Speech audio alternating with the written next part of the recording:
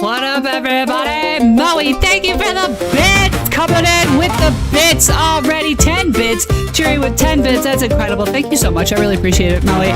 I am actually super looking... I saw your announcement the other day. I'm really looking forward to your subathon. So count me in for that. We will be there. What's going on, everybody? Welcome to another iteration of TTRPG Thursday. We are, I said Tuesday instead of Thursday. I meant Thursday. Let me turn this down just a bit. Anyway, hi.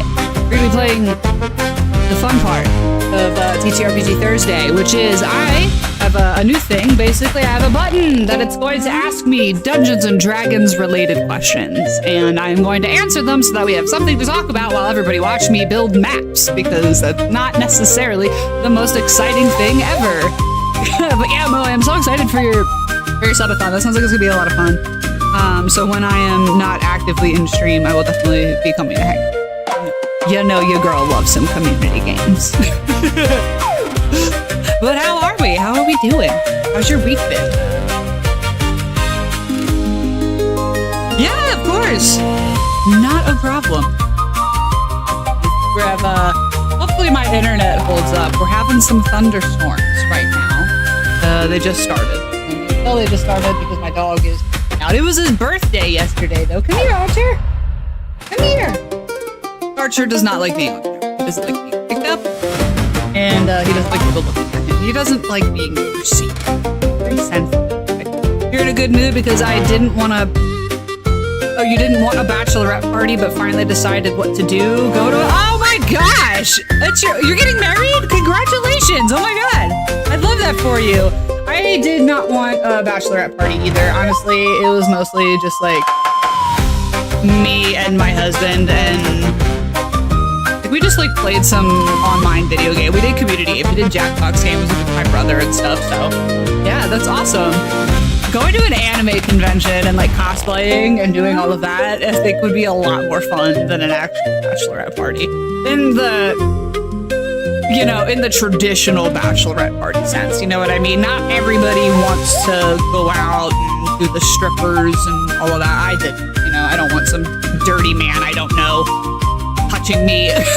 You know what I mean? So I didn't do that either. I definitely understand not wanting to like go out and get stupid. So, especially the night before your wedding, because like who wants to get hungover? And also our wedding was not a big one. He was joining the military, and I was like, we're not doing that without this, okay? So we just kind of went to the courthouse. We only had his family to come anyway because my family doesn't exist anymore. So fine.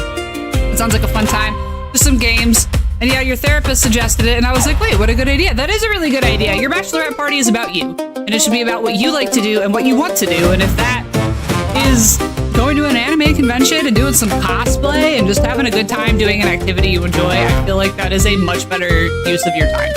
And it kind of prevents the usual issues that a bachelorette party might entail, especially if you're like me and you don't have like a super huge group of young women who like beaches and whatever the fuck else people do at a bachelorette party, which isn't to say that those are bad things, right? If that's your vibe, by all means, do what is fun for you.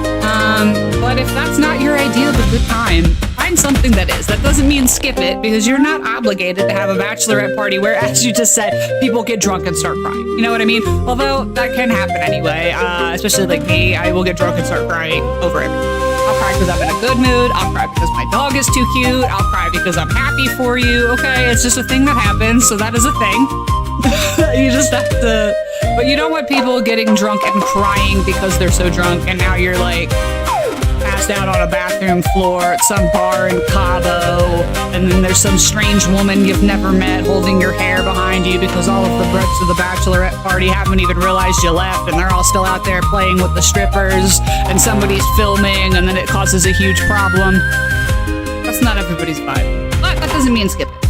It just means do something that is your vibe. And going to an anime convention is actually a great idea. If it wasn't the middle of November and we were broke and had nothing to do. So what we did, I had like at the time, I had one female friend. So while my husband was in boot camp, a couple months after our wedding, we went to Japan. And that was kind of what we ended up doing. Otherwise, it was just kind of me and my husband playing some games. and it was a good time. You should be excited. Have you been to an anime convention before?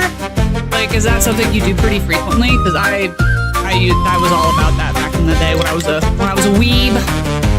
Yes, Japan. I used to live there, and my friend had never been, and she's also like a big anime. Okay, listen, I'm just asking. I wasn't sure whether to be like extra excited about your first time, or if it was like a, type shit. You know what I mean?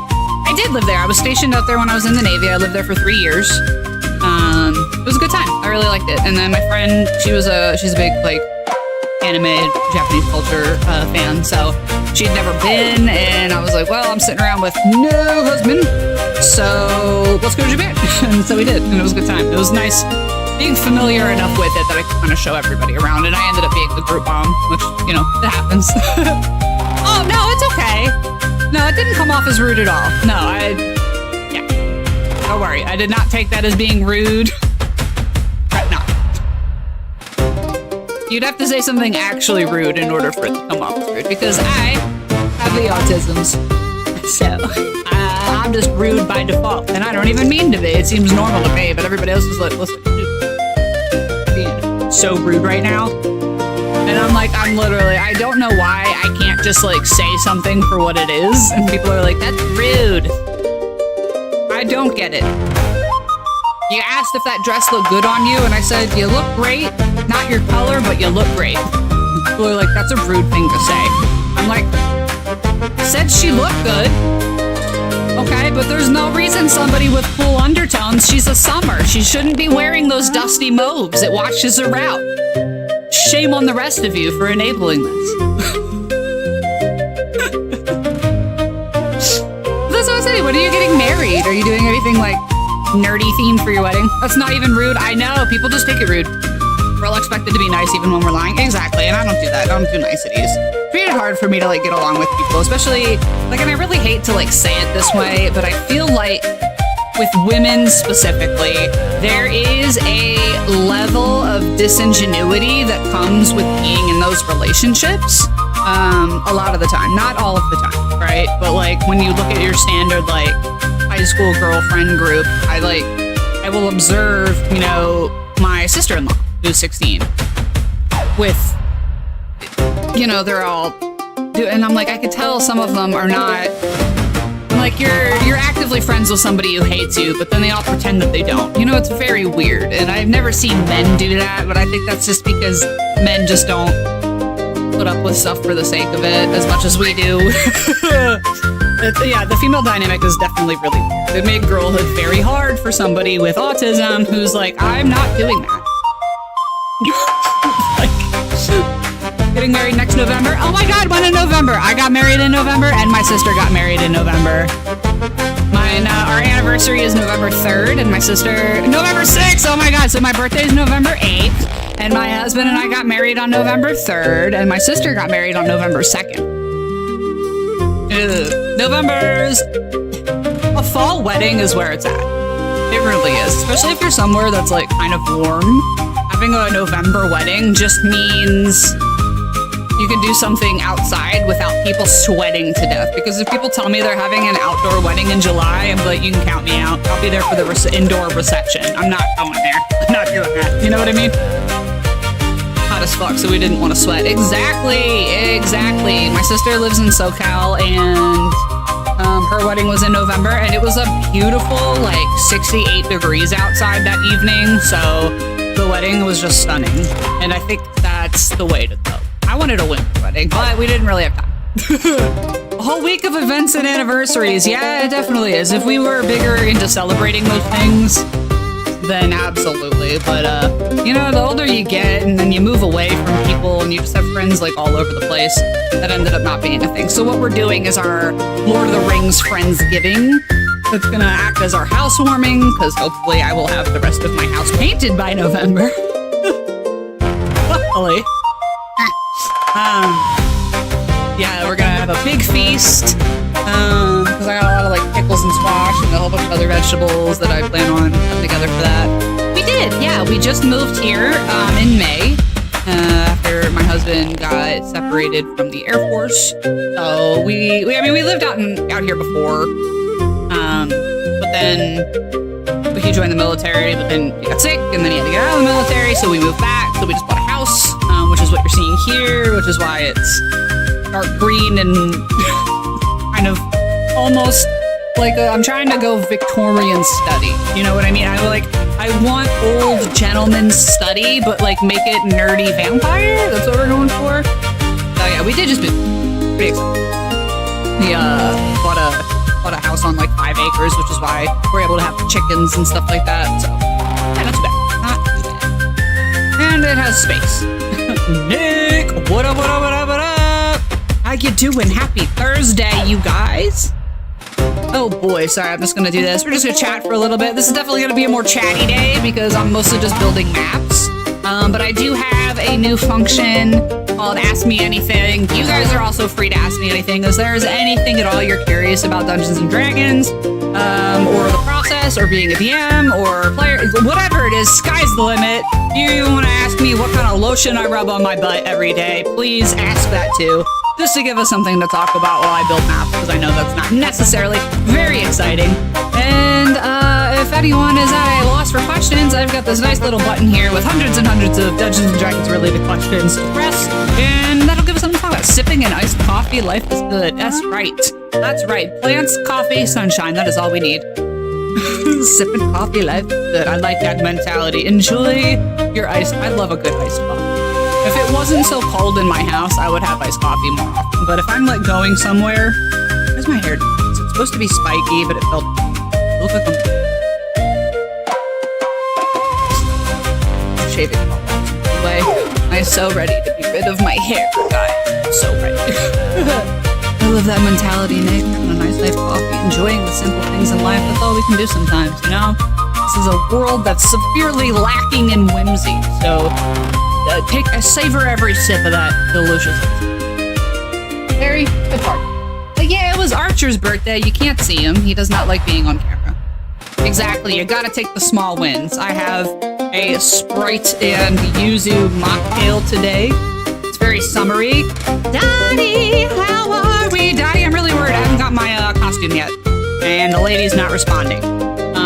But she has like really good reviews, so I don't know if this is like the usual for her.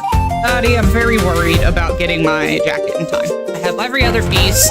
I even got the belt. I had to 3D print the little plaques on the belt so I can like glue it to a belt. And I'm gonna be doing that I haven't gotten my jacket. Ad starting in 2 seconds, guys. Sorry. If you're not a if you're a subscriber and you're still here, hello. Hello. Or if you subscribe to Twitch Turbo. Either way. Yeah, Daddy, I'm upset. I'm a little worried. Why is this dripping so bad? The condensation on this is crazy, and I'm just getting cold water all over my legs.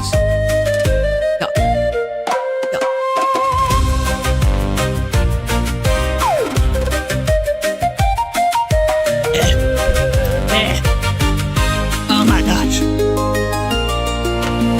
Why don't we start it off with a Dungeons and Dragons themed question just to get the party started? Let's see what it has for us today. How do you create believable politics?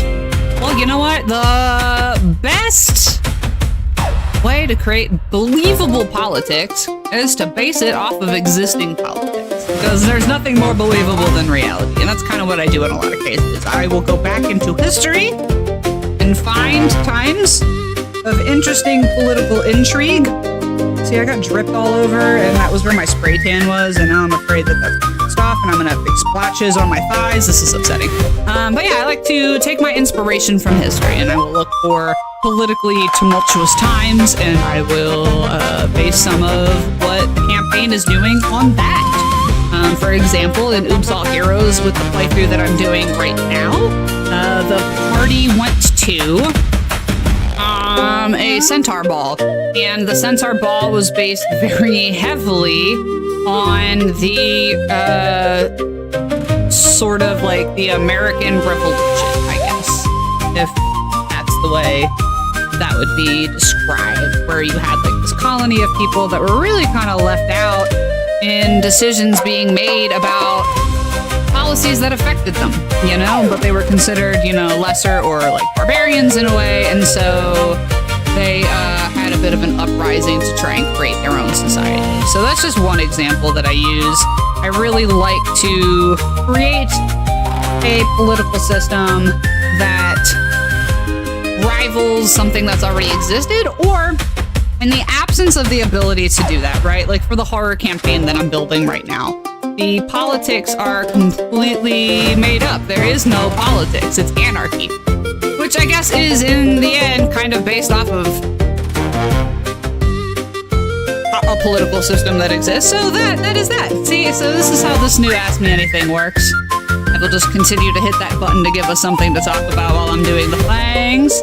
But how is everybody otherwise? I'm about to get started. This is not going to be a very exciting day. I'm going to be building maps in Dungeon Alchemist, and we're just going to be chatting. It's going to be a very chatty day while we listen to metal. For a variety of different songs. All right, pop over to Dungeon Alchemist here. This is the wrong map. Oh no, maps. Maps? This is from Oops All Heroes. I don't remember. Where did I save? Here we go. Map. Oh gosh. Okay. Cool. Cool. Oh, hey, thank you so much, Goblin Grease TV. I really appreciate that. Thank you so much for following. This is TTRPG Thursday. We just gonna talk about D&D while I am on, I think, day 4 of doing D&D content until I have enough players to play this campaign. So we're building a town right now. We're building a whole ass town, and this is Dungeon Alchemist. I really love this tool. You can export the entire map to Foundry VTT, including the data of where the lights are at, and things like that. So, I think first things first, I'm going to edit some of these roads because this looks very, it's giving Minecraft, and we definitely don't want that in a D&D map. So, I just found out you can actually do curved roads in this this program. So we're going to be doing exactly that. We're going to remove this whole room. No, I want to remove the whole room, please. Whole room. Just get rid of it. Why are there walls? Why are we putting walls there where there didn't need to be walls? Stop it. Stop it. Technology, am I right? Am I right, you guys? Rude. At the thought of me thinking for myself. Village Alley. We're not gonna have any walls. There we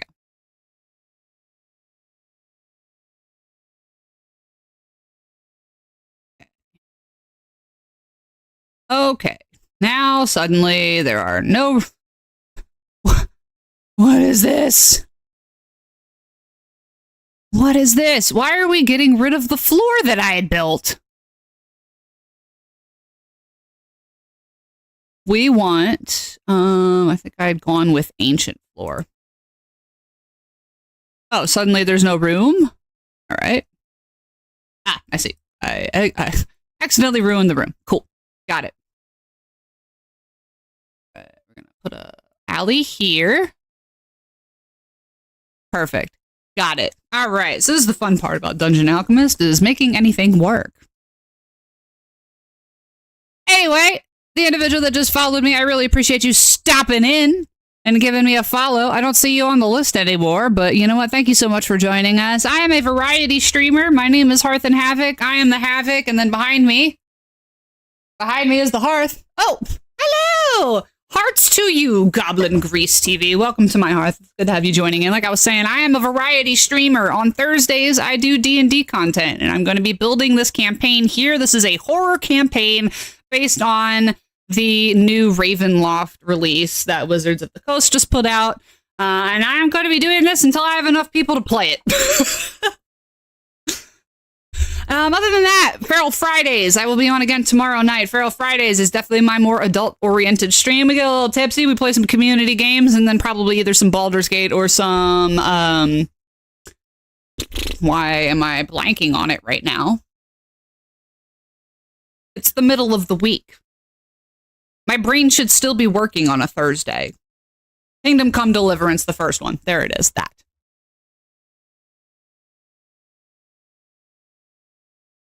Okay, cool. Or here. All right. Love it. Okay. Why is this a different floor entirely? Let's get rid of that.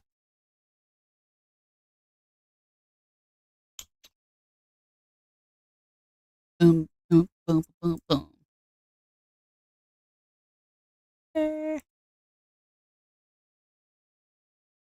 All right. No, we filled in the edge there. That's okay. So I found out that you can curve the roads. Kind of really like that function. Why is it, you know what? It's doing a random floor each time I click something, which is upsetting me. Why is this? Hold on a minute. Why are we doing this? This is the part of the stream where I realize that nothing is functioning.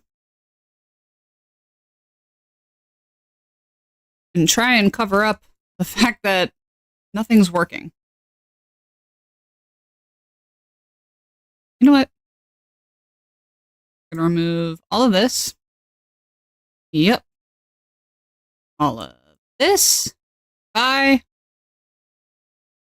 We're gonna take it all down. I'm gonna start over from scratch because I don't know why it's doing this right now. It's adding walls where there shouldn't be walls. You know, if everything worked the way we wanted it to all of the time, I feel like a lot of people would be out of a job. Is that too much to ask for things to just work the way they're intended? You know what I mean? You know what I mean, you guys? Am I right? Yeah, that was it. Hope you guys don't mind mid-2000s screamo music while I do this.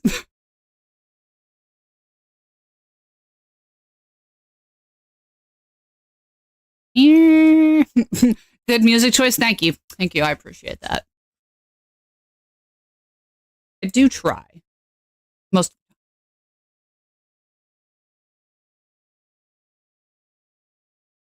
This is what I used to listen to when I was in high school. And it's a vibe, you know?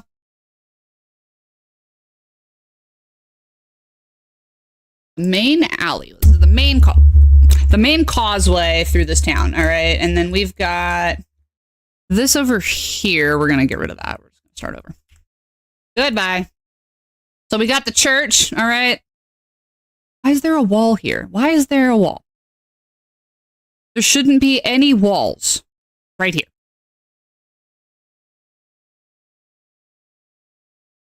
Where are there walls? How do I just get rid of walls?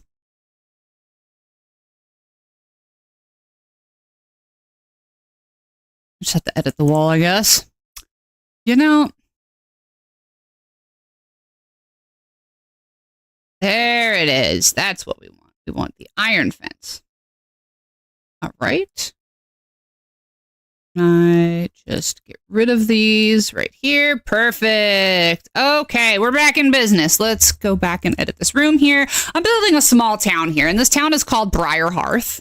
It is a small town outside of the main settlement of Valemont, and is the primary farming community in the region, basically. However, this is a very dead land with almost nothing growing except for a lot of mushrooms. So what they do is make good use of their resources. Okay, so you see the mushrooms grow really well around dead bodies. So the cemetery is where a lot of the mushroom farming is happening, right? Reduce, reuse, and recycle. We're all about a sustainable society, and that's exactly what we're doing here. I need village. I'll just do a manual wall here. We got a wood wall, fences.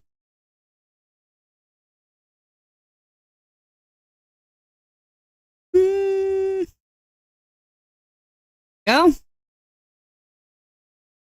Wonky. Crappy built fence. A little busy. What about this one?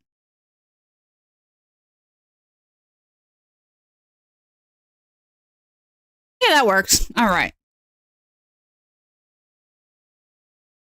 So this is a desolate land.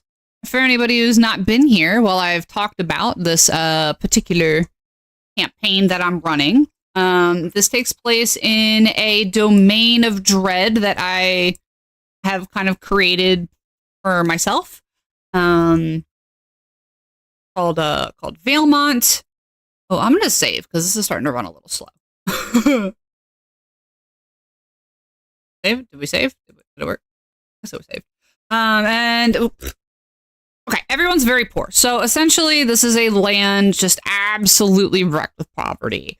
And in Valemont, you have a main city, and that is the upper city where the, supposed leaders, the nobles, the overall leader of the region, your Stroud character, that's where they live.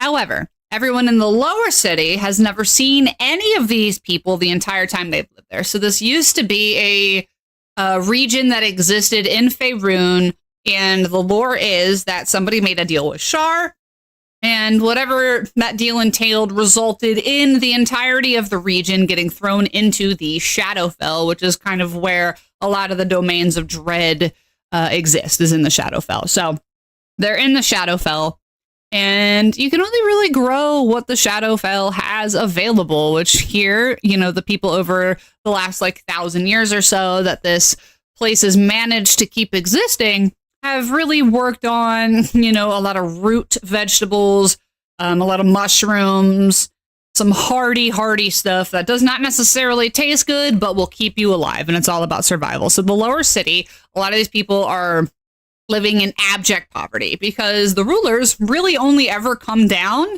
to dole out punishment. Nobody ever hears from them unless they're trying to quell an uprising, unless they're,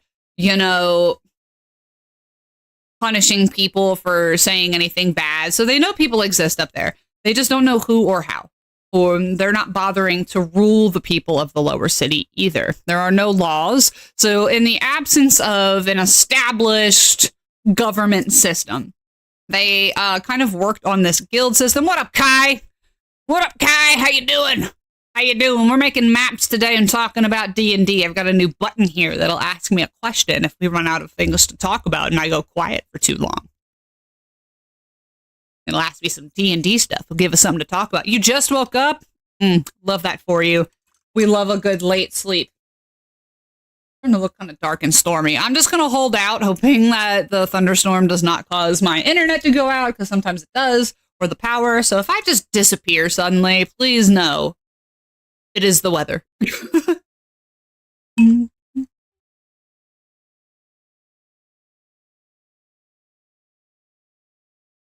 What else we got? Ooh, census fail. We love that. You had PT and took a nap afterwards. Listen, that's fair. That's valid. Hi, Bailey. Barry, it would be a flat blanket surface for you to lay on if you stopped putting it into a big pile. Yeah. In your bed. In your bed. Are you scared? Both of my dogs are afraid of thunderstorms. So they're going to be very needy today. I have both of them sitting at my feet a little bit. Okay, so said we are map. You know what? I think I'm going to go with that willow. I think that looks a little more destitute. Ugh. Why did it change the house walls too? Listen, game. Okay, all right. Need you to get it together. We're gonna focus up. Okay.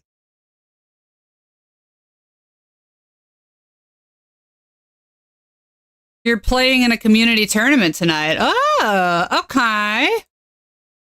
Was told get some sleep, you're too quiet, and don't get jokes when you're tired. Ah. Yeah. No, I've heard that one before as well. That's fair. That's fair. That's a fair assessment. It's a good thing you took a nap then, Kai. Wonky window.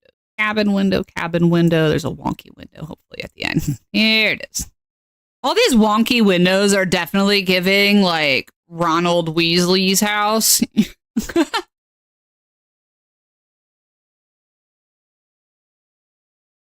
Boarded up windows here. Ivan! That is a suspicious amount of cabbages, but I wanted to make it very clear that this was a cabbage patch. You know what I mean? You know? One working window here by the doors. The rest are all boarded up because this is a destitute old town.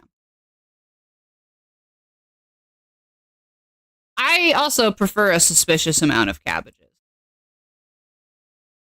It's the best kind of cabbage, though. A suspicious amount is exactly the kind of amount that I would like to have, because I will turn it into sauerkraut without having any second thoughts about it.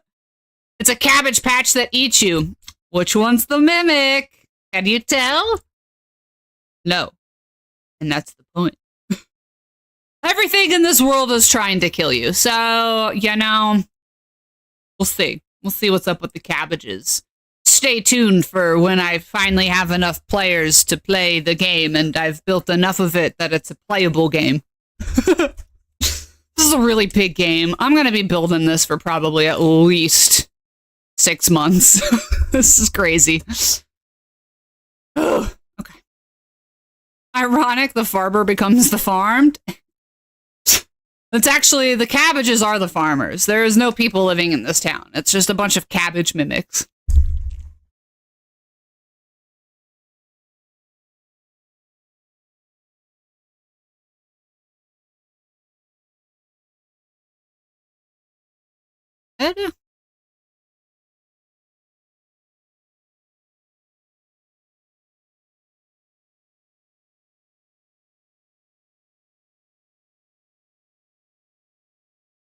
That isn't that basically the plot of the Smurfs? Yeah, you know? Something like that. Is that the Smurf lore? I've never actually, I think, seen the Smurfs at all.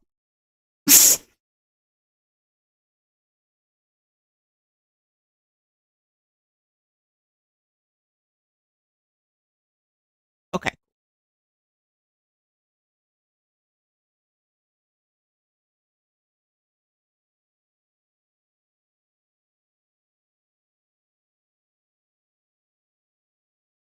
This is supposed to be an upbeat playlist.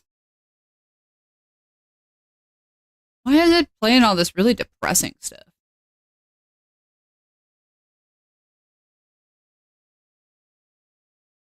There we go. Gosh. Never in my life have I read anything about Smurf lore. I haven't either.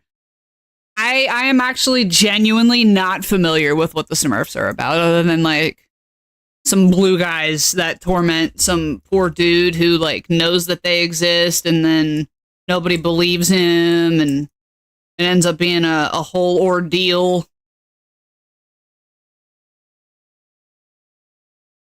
Maybe that's why I failed as an adult. I mean, not necessarily, you know.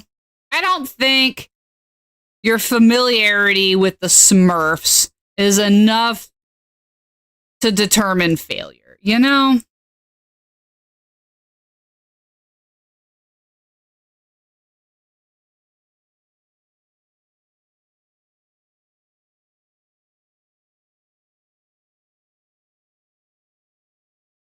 There we go.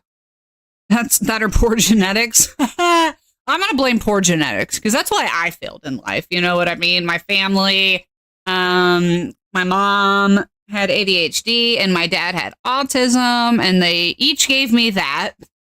So I have both, and then they each have a copy or they each have a version of Ehlers-Danlos that's different. My mom, the kyphoscoliosis one, and then my dad has the hypermobile one. So they gave me that. Thankfully, I'm only a carrier for one. However, I do have kyphosis and scoliosis. So an argument can be made that, it nicked me. You know what I mean? I narrowly avoided it, but it nicked me. And at the end of the day, they didn't even have the decency to give me my mom's tits, So here we are doing our best with what we got, which was nothing. They gave me absolutely nothing.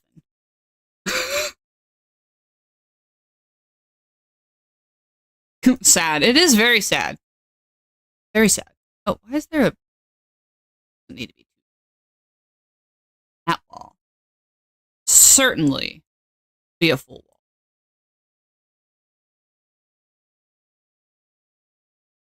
Blaster? You're basically the Voltron. Yeah, right?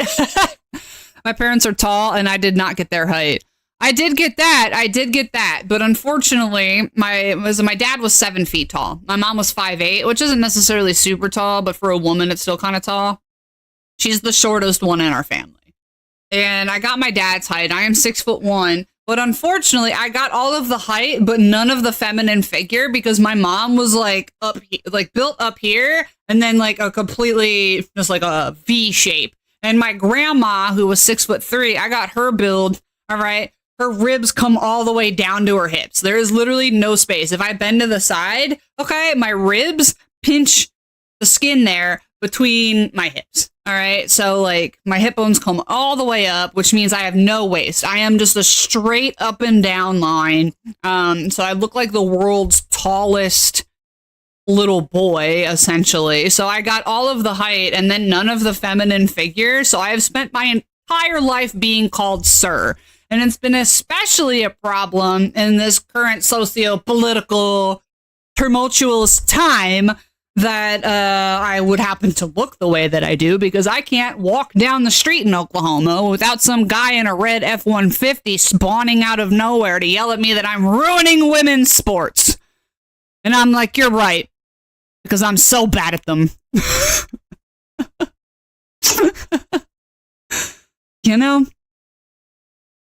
That's where we're at right now. I'm just doing my best with what I was given, which is nothing. Why do I have these extra walls here? Please, sir. Can we not? It doesn't matter. You can't really see it from the top-down view. I just don't like that it's there,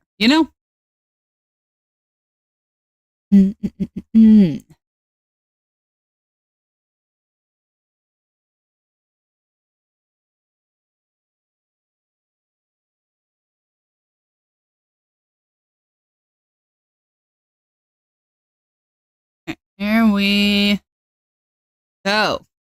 Fix that up. Excellent. Okay. Wonky ass walls and shit. Can't have it doing that.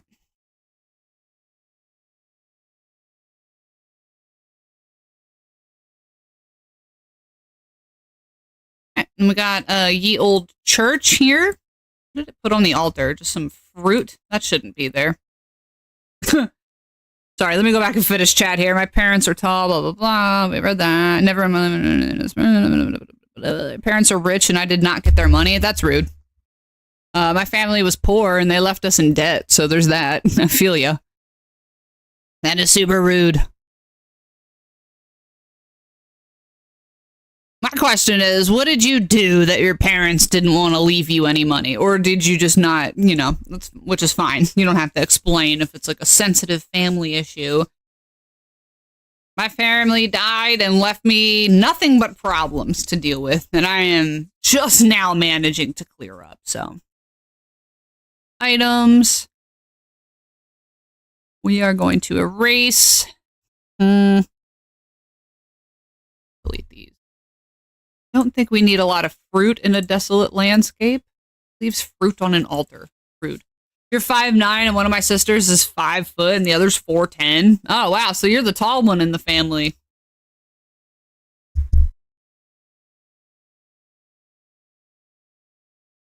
Another fun trait that my family gave me is there's supposed to be a flap in your sinuses where your nose is at, in the back, in your throat, where it keeps stuff from coming up out of your throat and into your nose. I don't have that.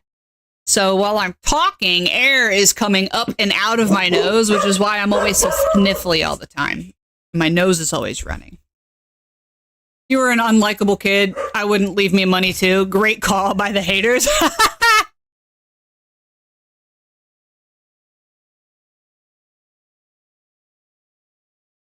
Oh, okay. I heard slamming and I was like, I don't know what's going on. It scared me. Okay, let's put something on the altar that I fits this shitty landscape, right? Decorations, shield, statues, maybe? Put a small broken effigy here on this altar. Perfect. Stunning. Stunning. Okay. You stole all the height, but you don't know how when I'm also taller than your parents. Well, you stole the height from everybody. It was a preemptive stealing. You know?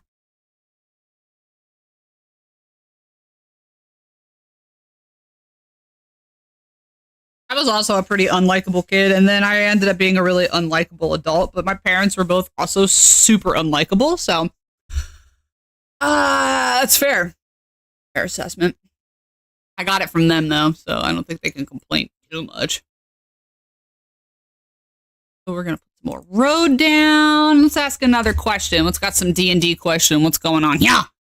Should resurrection be easy? Ooh. You know, it depends on the situation. Maybe I told them they shouldn't have stopped going, right? That's funny. Probably stole my portion of the height as well. That's fair. Listen, take all the height you want. Okay? It's for the birds anyway. Should resurrection be easy? I think it really depends on the situation. And this is gonna, you're 4-0. You keep saying that, but I'm not sure if you're telling the truth or not. But yeah, resurrection. If everything's great, you know, if somebody died due to some really unfortunate rolls and bad circumstances, and it was just a really unlucky situation, and they're like obviously either crucial to the game or they really like their character, or we just started and we're not very far along yet and we don't want them to be dead already, I will allow a somewhat easier resurrection requiring less resources, or I'll magically find a way for them to be resurrected. You know what I mean? But if, you know, somebody's doing something stupid, yeah, it also depends on who's being resurrected. Yeah, if everybody just generally doesn't like the character because you're being a dick, get rid of them. Oh no, your character's dead. Time to make a new one, right? And they're like, it's his twin brother and he's exactly the same. Fuck! But no. Yeah, if somebody's doing something stupid, they're to check out. Yes, I do have new commands. I do have new commands, please. Do the Firebot one. You could ignore the stream element. I don't know why it's doing both. I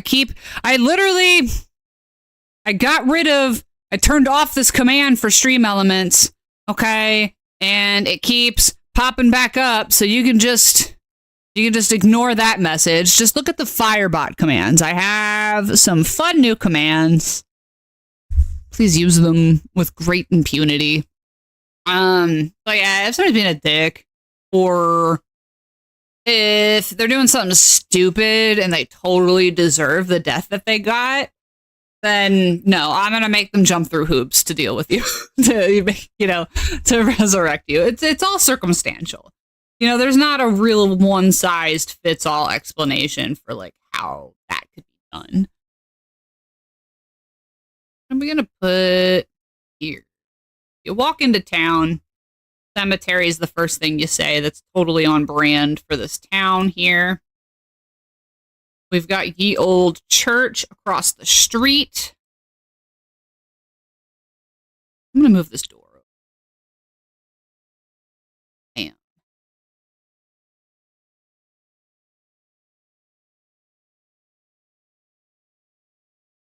This room?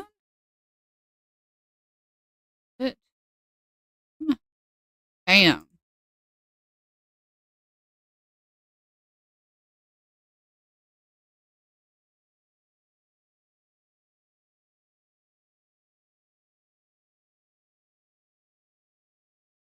Oh. Oh no, I didn't want to do that. Hold on. Wait. Wait. There we go. Ah. Ah. All right.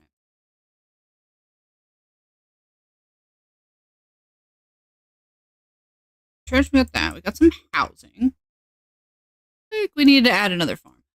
A friend of yours made a character that was something you'd never heard of, and he talked me into playing a one-shot. Oh, you kicked his dick off? What in the world? What kind of character? I'm sorry. What are we talking about that, like... I need you to elaborate a little bit on there, Kai. You kicked his dick off? What was happening here that ended up being a thing? Okay? Because I'm a little confused and a little concerned.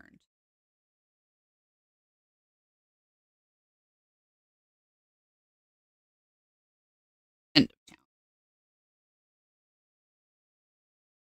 Causeway.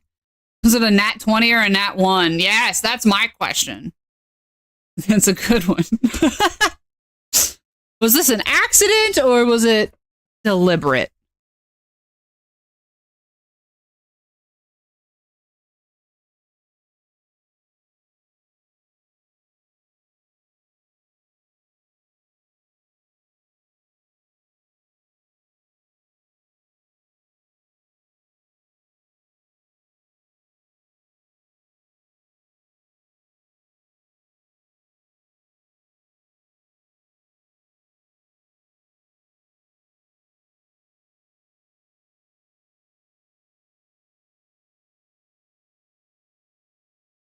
Saddest little market anyone's ever seen.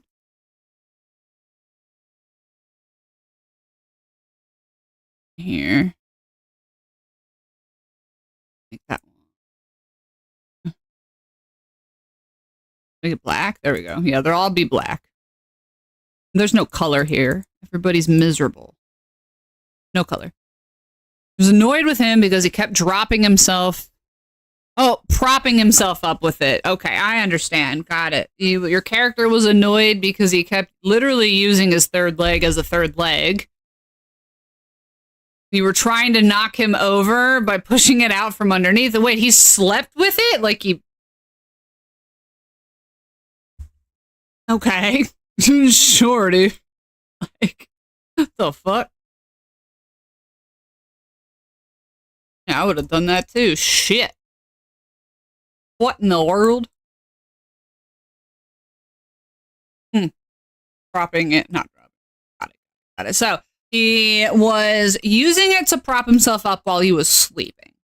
So you tried to push it out from, well, I think a nat 20, pushing it out from underneath of him would have been the goal, and it would have been a really funny pushing. So I think that was definitely for the, for as the DM, I would have definitely made that a nat 1 thing. However, as the DM, that would have pissed me off as well. So I probably would have also allowed you kicking his dick off. That would have... What race? Just a question for my next idea. Yeah. Just wondering.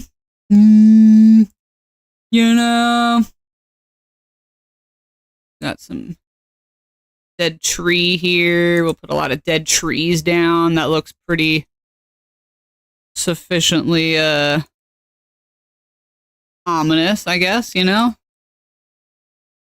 Lots of dead tree. Whoa, that's a big dead tree. We'll put that over here. Dead forest.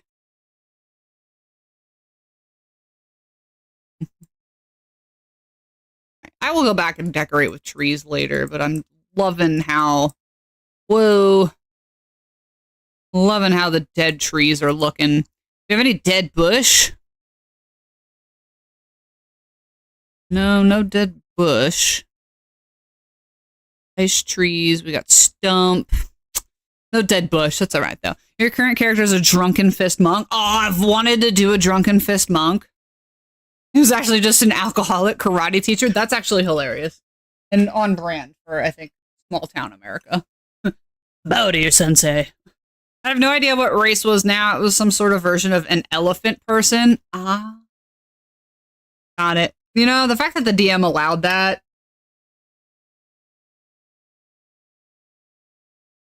Whatever. You know, different strokes for different folks. Okay, so we got ye old tavern here. Got some rooms. We got a little balcony. Look at that. It's looking nice. Looking nice. I need to edit these rooms, though. Why is there a fireplace, like, literally in the middle of the floor?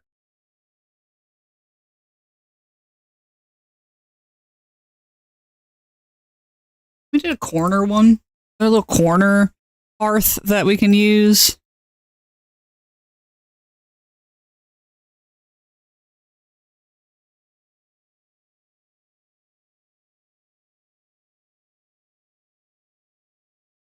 Yeah, there we go. Corner hearth. Perfect. Okay. Ooh, we got bed. We got fire. This room's just that's just a desk. Why is there a... No, never mind. I'm not going to ask questions. However they wanted to do these. How they did them. It's got nothing to do with me. All right. Well, we got the desk. We got no bed. Bed going. Props. Furniture. Oh, bed. Broken bed. Crop bed. Ugh. That's some druid shit right now.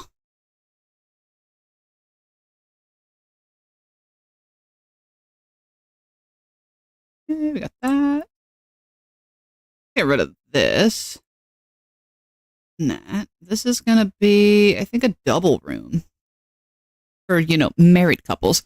The DM was his brother. That was the one and only time I played with them. That is fair. Frankly. Okay? Listen. That is fair.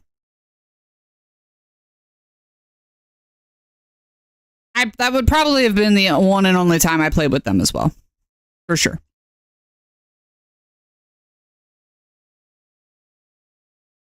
Okay, we got old bed, old bed, old bed, but like we don't have any.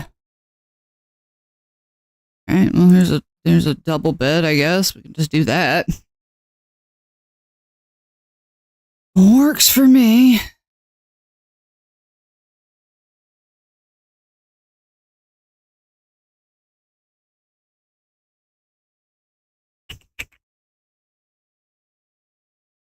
Let's do side table. Broken. Broken. That's too big. Wow, that's huge. It's a really big table. We don't need a big ass broken table. I just need a side table.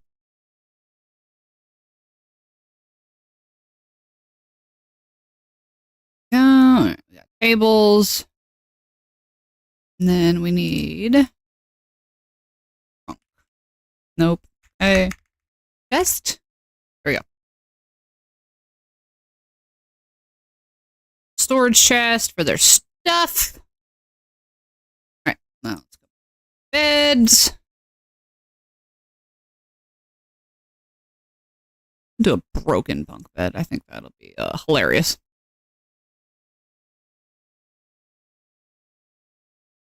Chest. I keep putting trunk. Like, no, it needs to be a chest. Chest. You know what? We'll do this tie table. Duplicate. And bam. All right, cool. Cool. There's no lights in this room, so let's fix that. We'll do another candle here. Duplicate. Bam. Who needs 2 candles?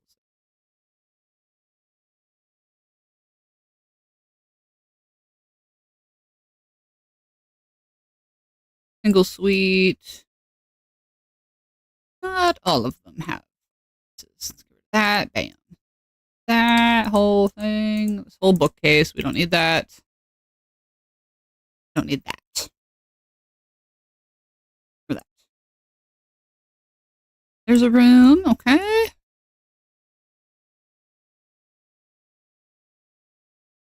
Bed. Bed. Messy bed with pillow. Swallow well. Here. Here. Perfect. I think all of these need a chest.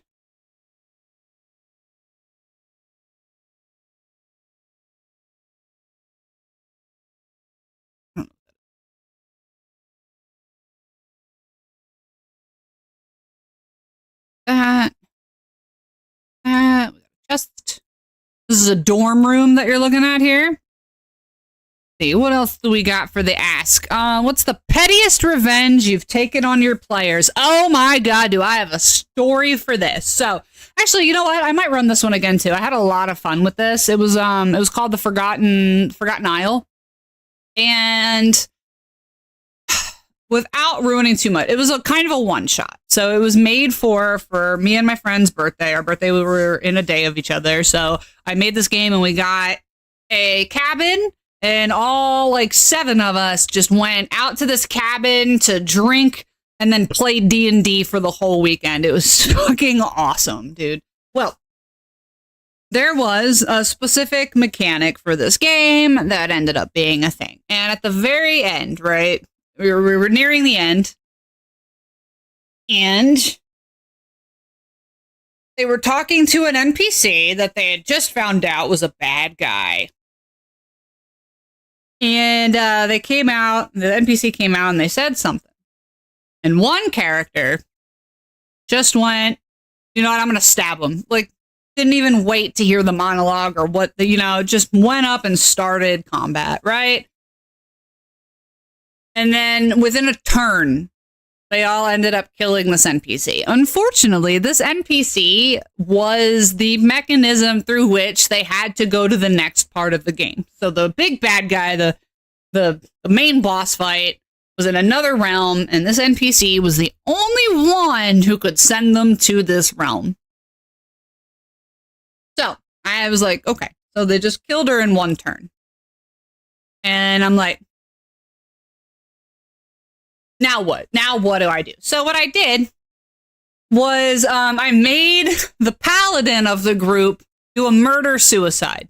He had to go kill it was a shallow pool of water. He had to drown the entire rest of the party and then kill himself. That's what we had to do because I was upset.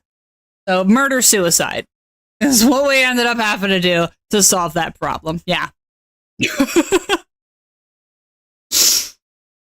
got an ad starting in 3 minutes, just so everybody's aware.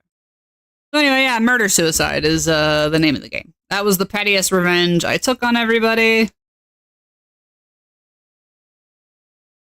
Just, why are there candles in the other rooms and lanterns? I don't like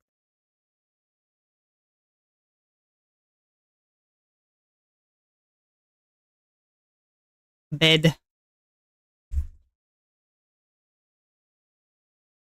There, and then I think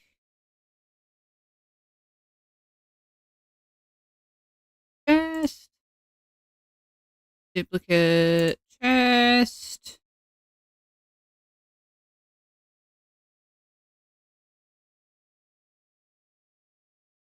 So yeah, that was a fun game though, for real. It was also another one that was just meant to be like kind of silly. It was meant to be fully completed in 3 days. And for the most part, we managed to pull that off, for sure. It ended up going pretty well, I think. Timed it well, at least. I didn't allow for some nonsense that happened. Just so it was easier to, go ahead and do that. Black. Brown. Sad browns. Browns all around. Be a very brown place. That'd be so fun to just get a cabin and play D&D for a few days. It was a lot of fun. It was. It really was. That was I think my favorite birthday to date. I'll be honest. Yeah. Absolutely. Play a D&D with your friends for like several days at a time, dude. It was so great. So great.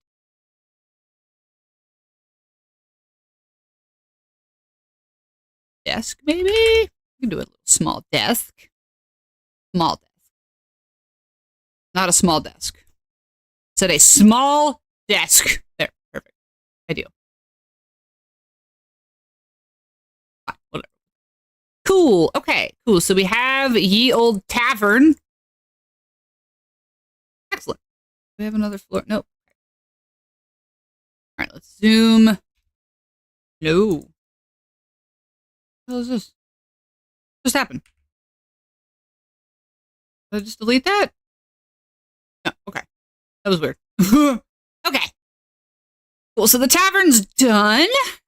We got tables, we got some booths. I think the booths are a little fancy. I'm not gonna lie. I think the booths are a little fancy for what this place is about.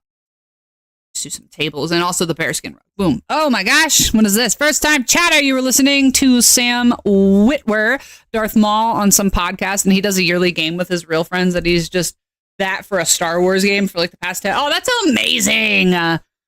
Yes. Hi, DM Chromie. Welcome in. How are you? I think I've seen you elsewhere in like possibly Mr. Dave's thing or Matt or Dottie. I've seen you before. Well, welcome in. Hi, I am Hearth and Havoc. I am the Havoc. My hearth is behind me here. And this is TTRPG Thursdays. I am typically a variety streamer, but I wanted to start doing some more D&D content because I'd love, you know, none of those days. I've seen you somewhere. I swear I've seen your name before. But either way, welcome in. Thanks for coming in.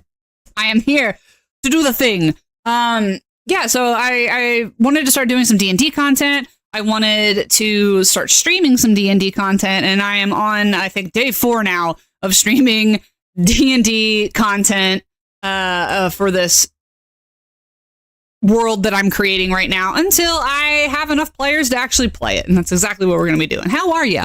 Hi, welcome in. What's going on?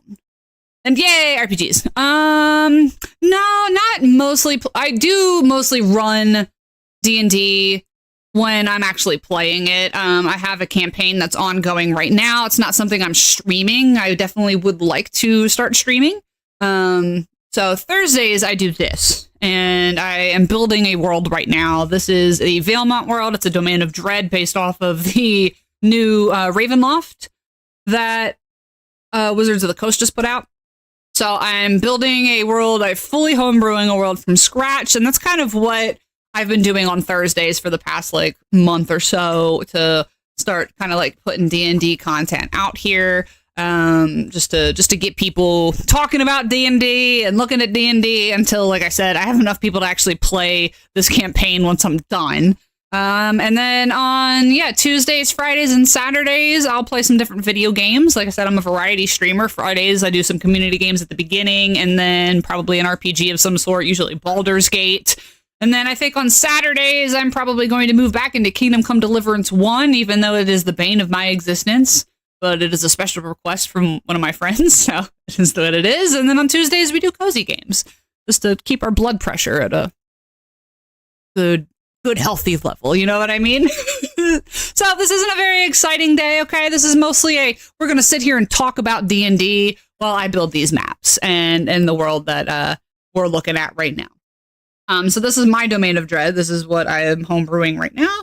Keep trying to start KCD. You can't jump into KCD2 without the first. That is exactly what I did, actually. I played the second one, and it was just so good. It was so good. It's one of those games, I feel like replayability is difficult for me, even though that's exactly what I'm going to be doing here once I get my Hans Capon cosplay set up. Replayability was difficult just because it is such a hefty game. And the getting from like being bad to being good it's hard fought. It's hard fought, dude. So some difficulty trying to start it over from the beginning just because of how crappy your character is. Like Henry, when you start the game, he sucks. He sucks. And you have to really grind. Oh my gosh. Oh, they went to the Rattay tourney. Oh, that's so lucky. I'm so jealous of all the people that can actually do that. I wanted to go so bad. But you should definitely play it. It's definitely one of those games that when I finished it, the void I felt in my life, like I was legitimately upset and had to stop playing games for like a week to get my mind straight. It was that good. I was very emotional. So it's definitely one of those things. But I played the second one first because it's the only one that I heard of. And I had also heard that the first one is really difficult. And something that is true about me is I'm not good at video games. Part of the reason I started streaming is to provide a casual gaming experience for other casual gamers. I'm not competitive. And in fact, I'm not even good. I'm not even remotely good. I've always been bad at video games. So it's kind of one of those things. And KCD1 is not for the faint of heart. I feel like that game was made unreasonably difficult. Okay? It was unreasonably difficult.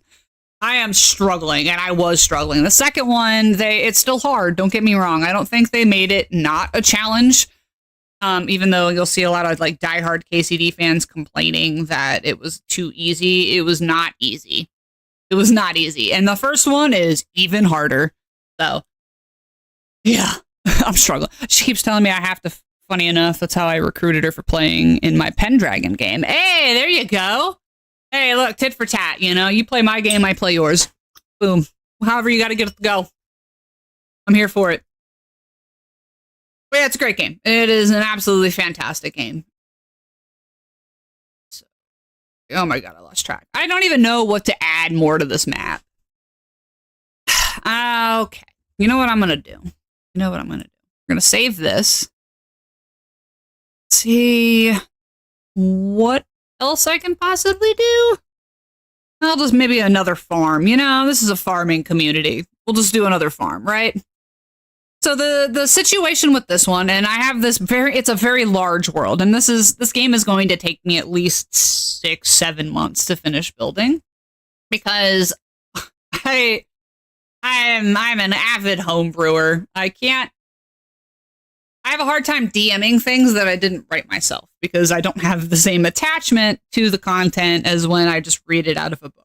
Those are great, I think, for getting started, but I am a storyteller and a theater kid at heart, and I apparently don't have enough stress in my life. So I choose to homebrew most of the games that I'm playing, and this one is a very, very big world. So this is just like a little background about what I'm doing here.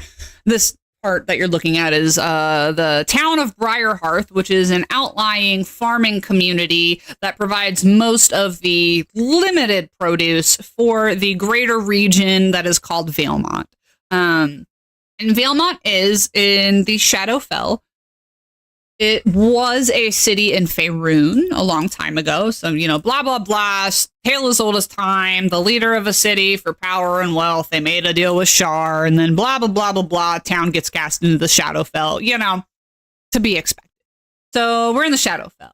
And this is a hard, hard place for hard people after thousands of years in the Shadowfell. And so you have the main city of Valemont. In the northern part of the city, it's the main city, is where the rulers live, although they do not actually rule. No one's ever seen them. The guard comes out to punish people for uprising or for dissent or for because they feel like it. However, there's no actual ruling done. So to combat this, the people living in the lower part of the city kind of developed a guild system to keep society moving forward. You know what I mean? So it's got its own political system. I have my own like trade and finance system.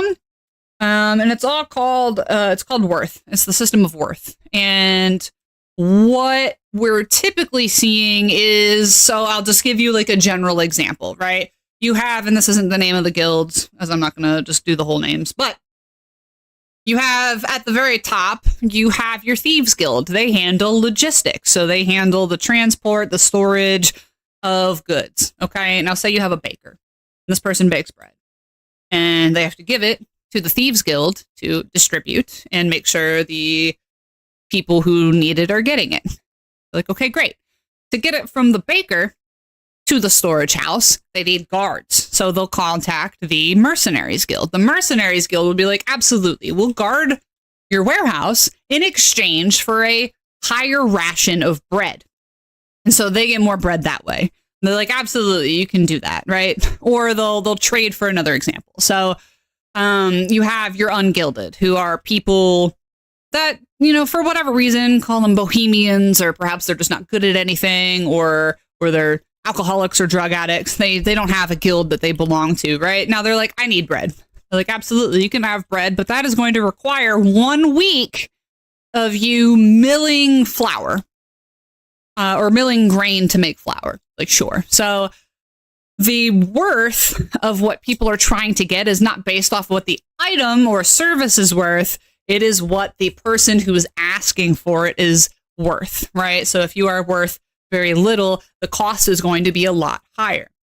And the way the game works is, because this is a very, very evil place, the game is designed to corrupt the players. So it does not matter what alignment the characters start as. In order to save the world, they need to do some progressively more messed up and disturbing things, right? You know, it requires like an animal sacrifice at the start that might require a human or a person sacrifice at the end, right? Just, that's not what I've written, but as an example. The game is set because there's no money and there's no loot. There's just what you can trade or what kind of service you can give for goods. Now, the more good and more likable your character is, the easier it is to get healing, potions, food, supplies, things of that nature. However, to complete the tasks required to complete the game and to, you know, save the world, so to speak, those tasks are going to be significantly more difficult. The rolls and the checks are going to be a lot harder.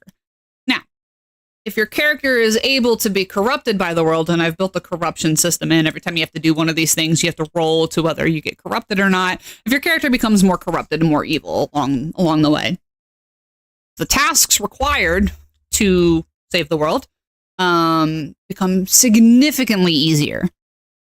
However, getting things like healing, supplies, a place to sleep for the night, all of that becomes progressively harder because people don't like you anymore. So that is how I've balanced having a no like money system with how the kind of game is set up to work.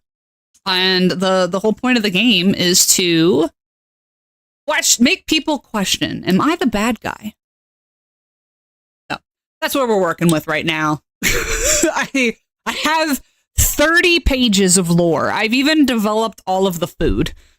Like all of the food, everything that's available, all of the items. I am building everything from scratch. It has been a lot. This is a lot. And on top of that, you have the main city, which I haven't even started building yet. And 4 outlying communities. One that's like a fishing community. This is the farming community. It's called Briarhearth.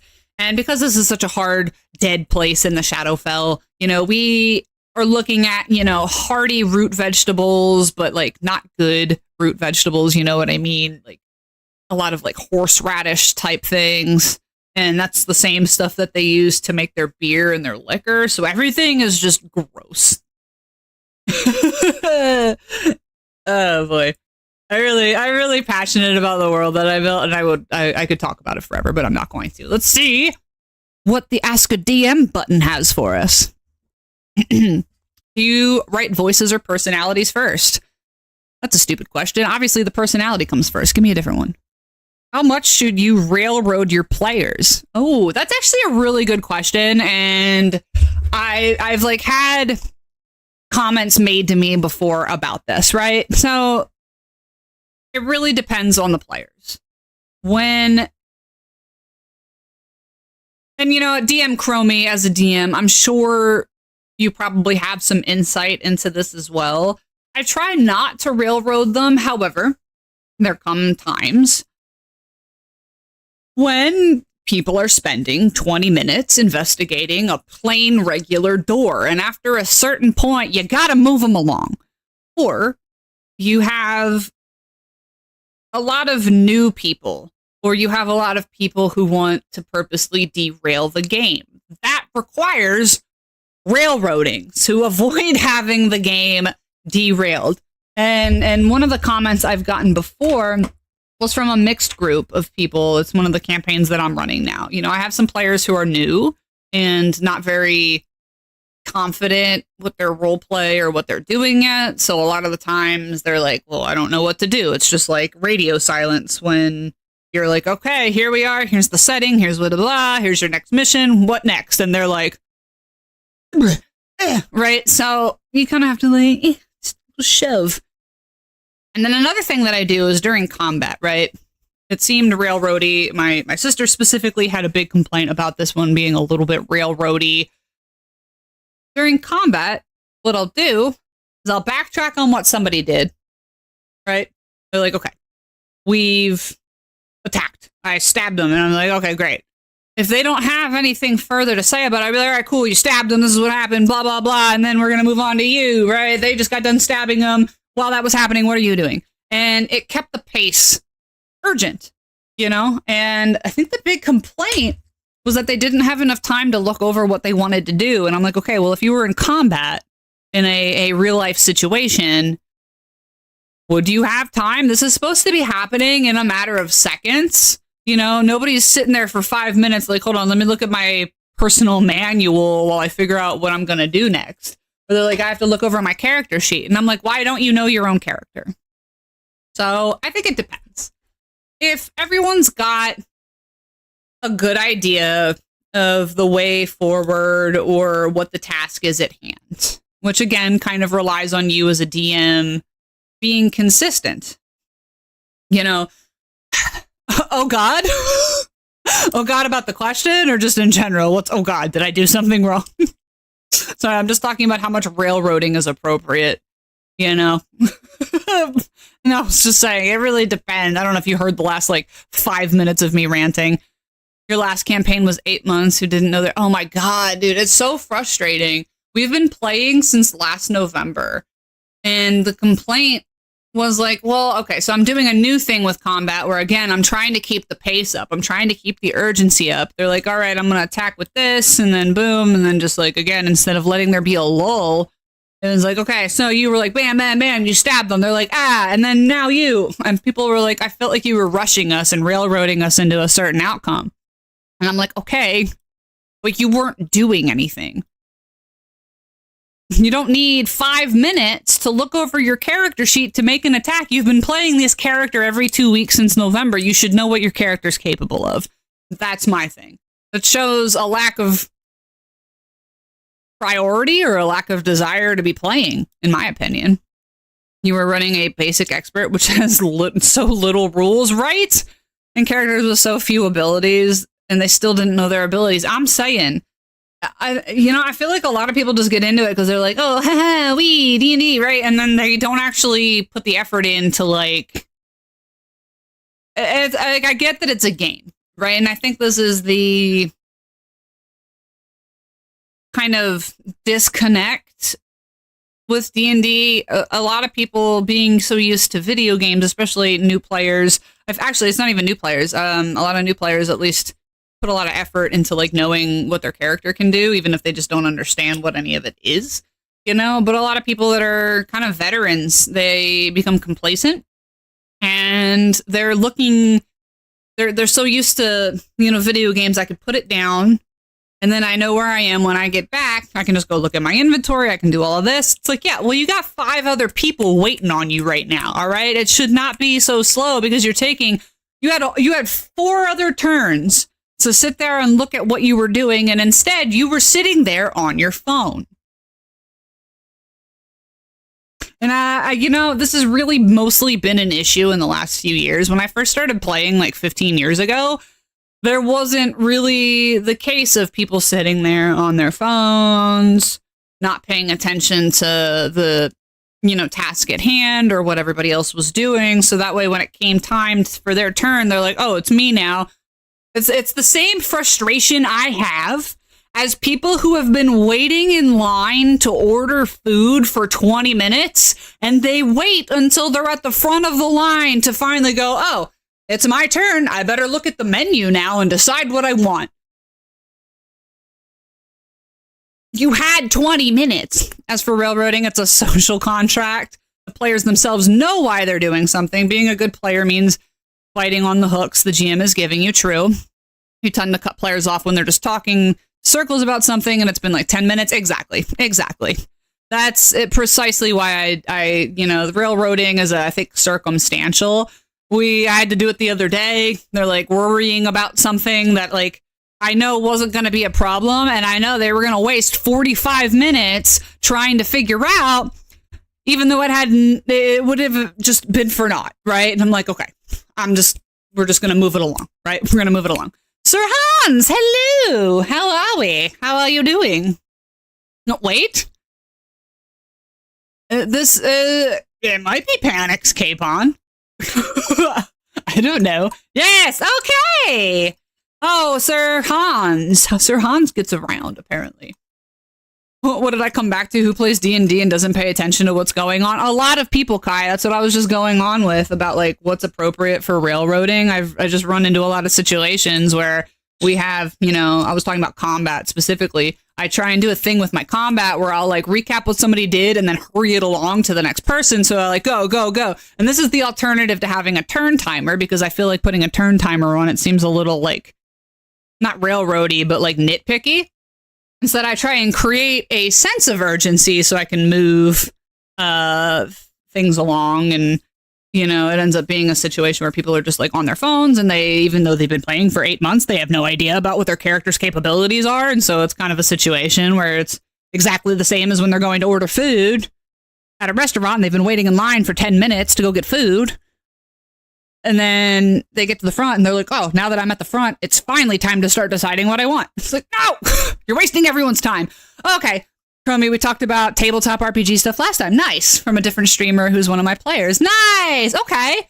But as for narrative stuff, nothing is sacred to me. I tend to be very sandbox, and my GM style is, yes, me too. I am very, very low prep, very high improv, because I have found that the more I prep, the more opportunities exist for things to not go the way I had planned, and that kind of leaves me high and dry. So improv is definitely my thing. In fact, one of the campaigns that I'm running right now, which I would like to start streaming soon, I have 3 players, and I'd like to get it to 4 or 5 in order to continue.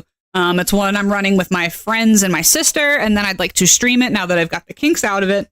But the way I wrote it and the way I wanted it to go, the way everybody was role-playing it, ended up not existing. So now, other than like some basic mission stuff for what the main tasks are, the way the story itself, like the overall story around it, has been very like what fits the situation based on the way that they're role playing the game. I like to create a fun, tailored experience for all of the players, but at the same time, if what they're doing ends up being more compelling than what I've written, then I'll just go for it. You know what I mean?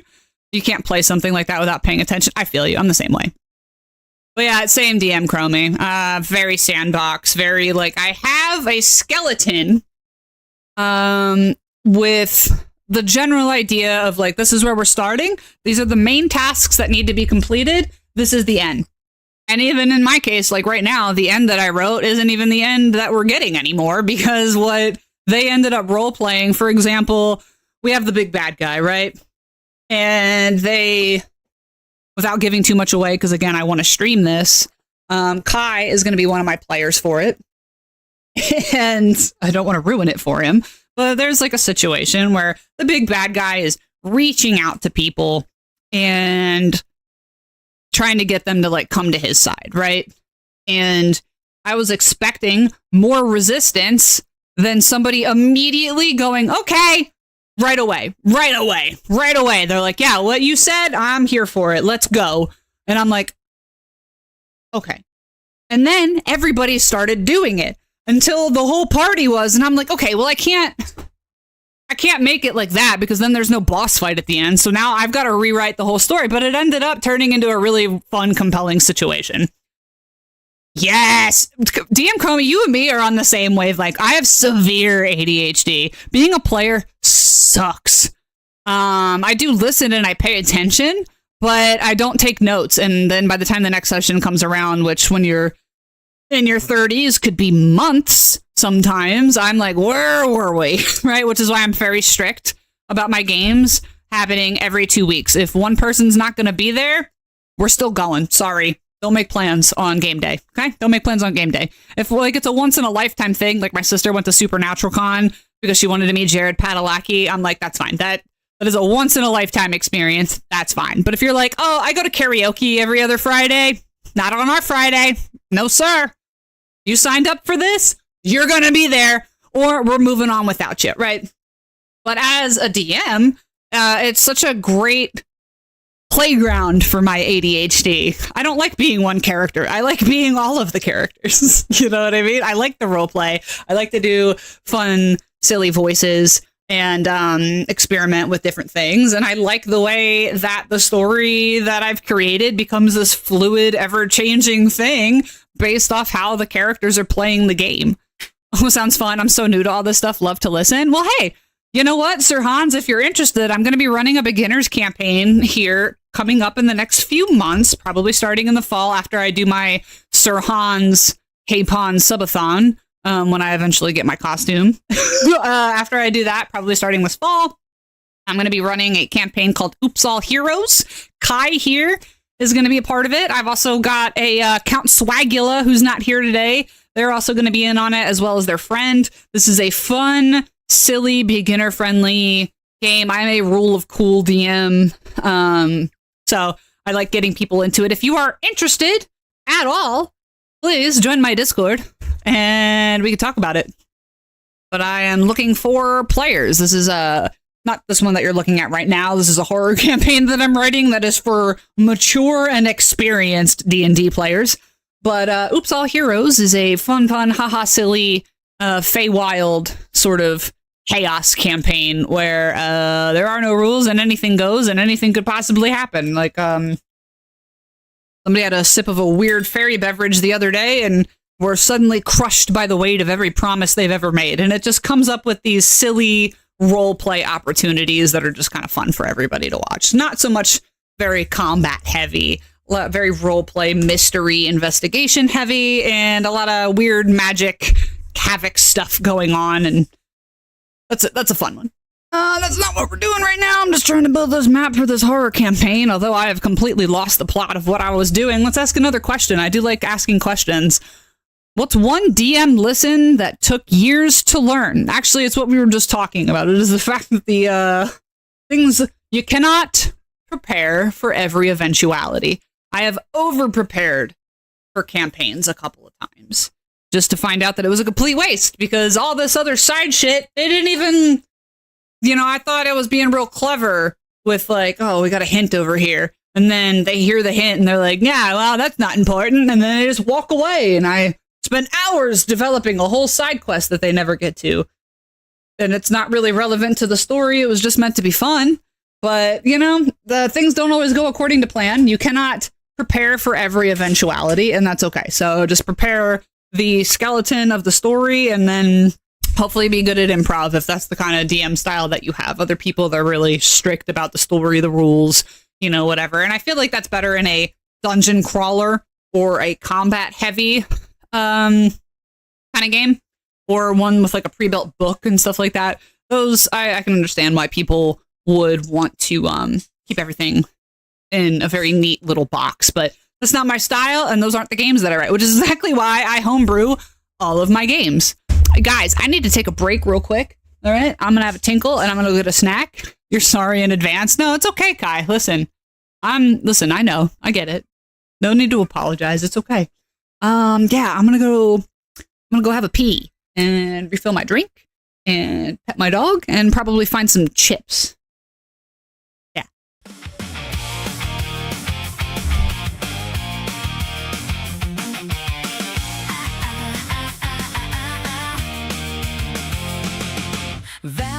goblin boots the game, swears today she'll play it right. But the music's loud, the controls are cursed, and she's already lost the fight. She dodges towards the threat on the right, trips on sticks that aren't even there, but she grins like a menace with fire in her eyes, 'cause giving up she wouldn't dare. A vow, the goblin tries again, misses every jump by 10, laughs too loud, cries at cutscenes, sings off key at NPCs. She'll tell you tales that make no sense, but damn, you'll stay. She's radiant, chaos, charm, and gremlins in. Val the goblin tries again.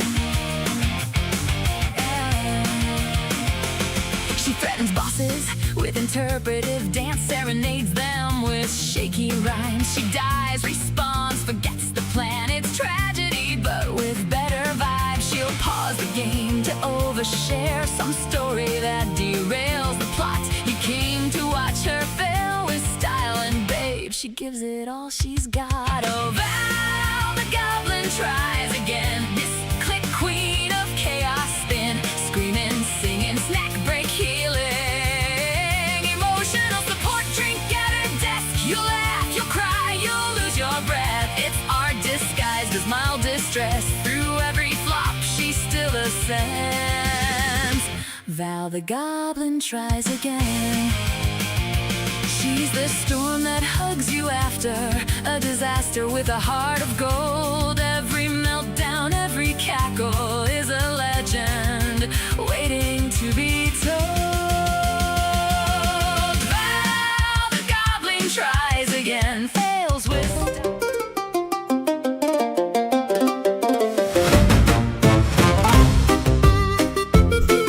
I hit the button and then it didn't actually work. DM Chromie, yes, it is okay to say no sometimes. That's another really important lesson.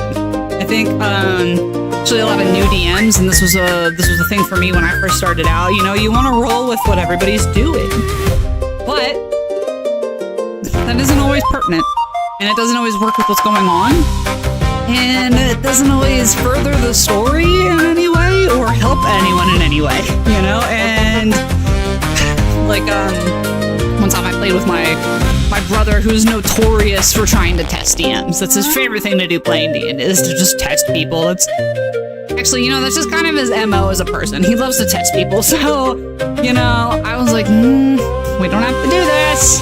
And we were just doing a starter one. So he went into a bar with all the bad guys and then announced that they're there looking for the bad guys at their hideout. And I'm like, I told him I wouldn't. And then he went and did that, and I'm like, okay, well, you're dead now, basically. He died. He got killed. So, you know, that was my saying no. We're not doing this. We're not doing it. The best no is somebody having to face the consequences of their own actions, in my opinion. You know? Or, actually, DM Chromie, I don't think you were here when I was telling Kai this story earlier. One of the questions that I'd gotten from this Ask Me Anything was, what's the pettiest revenge you've ever taken on your players as a DM? You apologize in advance because my character's probably going to let this curiosity get the best of him. It's okay. Listen, this is, Oops All Heroes is a world where that's totally fine. It's encouraged, in fact, so don't worry about that. But yeah, DM Chromie, I was telling Kai about this earlier. I was doing a one-off where me and my friends, we all got together. We bought a cabin for the weekend because it was our birthday. I wrote a one-shot game that could be done in a weekend, and we went out into the woods and played D&D all weekend. And at the very end, I had one character who decided he was going to play an evil character. And I'm like, okay, well, you know, I had a special job for him to do, and it ended up working out just fine until the very end. There was an NPC, and this NPC just happened to be the thing required to get from where they were at to the end of the game. She was in charge with, like, ushering them into the other realm where the BBEG was at. And instead of, you know, letting the scene play out even a little bit, as soon as she stepped out of the shadows, he attacks her. And the party killed her in one round. And so the revenge that I took was I forced a murder-suicide, so the paladin of the group had to drown everybody in a pool and then kill himself in order to move on because it required a death. You had to die to get to the next round. That's what she was going to do. She was going to drown everybody. You don't actually die. Kind of like a thing, but whatever. In any case, I had to make him do a murder-suicide, which was not easy for a paladin to do. But that's what happens when they just want to test me. Test me. Murder-suicide is not off the table. So yeah, it is okay to say things. Except for sometimes they just do things. And rather than an outright like, no, I'm not allowing this to happen, I'll just let it play out. And then I will make them do something equally heinous that they don't want to do. Like, well, good job. You just killed the character you were looking for. Now you have to go explain to their father why they're dead, and now the game has turned into a whole other thing. And I'm fine with that too, if it's like, okay, and not important. Other times they'll like, oh, I'm gonna do this stupid shit. And I'll be like, you do the stupid shit. And I think Matthew Mercer actually said this best. He was talking about how, you have some players, they're like, you want to let them kind of tell the story a little bit for themselves at least. And they'll be like, what happens when they open a chest and they're like, wow, there's like 1,000 gold in here. There's like 1,000,000 gold in here. And then you're like, so what you'll do is be like, and I took this to heart and I kind of apply this wherever I can now. Like, oh, yes, you find 1,000,000 gold, you're rich, you're swimming in money, and then you wake up and you realize that this was a mimic. You know what I mean? It's kind of, one of those things. That's my favorite way to, say it's a lesson learned, is I think, or rather like the consequences of your own actions are a more effective lesson than me just saying no. Yeah. My favorite thing too. I love it. Although I am very forgiving and patient, and as a person who likes to roleplay, I will allow a certain level of nonsense if it fits the game. Like this horror one, we're not doing that. But in Oops All Heroes, absolutely. It is a funny, goofy, haha, Feywild chaos thing. So like, things get a little weird, things get a little weird,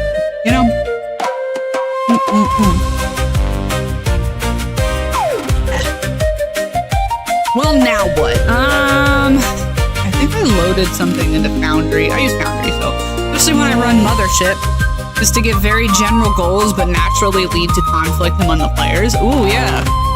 I do this mostly in one-shots, never in campaigns that go for a long time. Fair enough. What do you mean by, like, very general goals but naturally lead to conflict amongst the players? That could go, I don't want to assume what you mean by that, but I know that could go a few different ways. Because we have a lot of conflict between our characters, but that ends up being,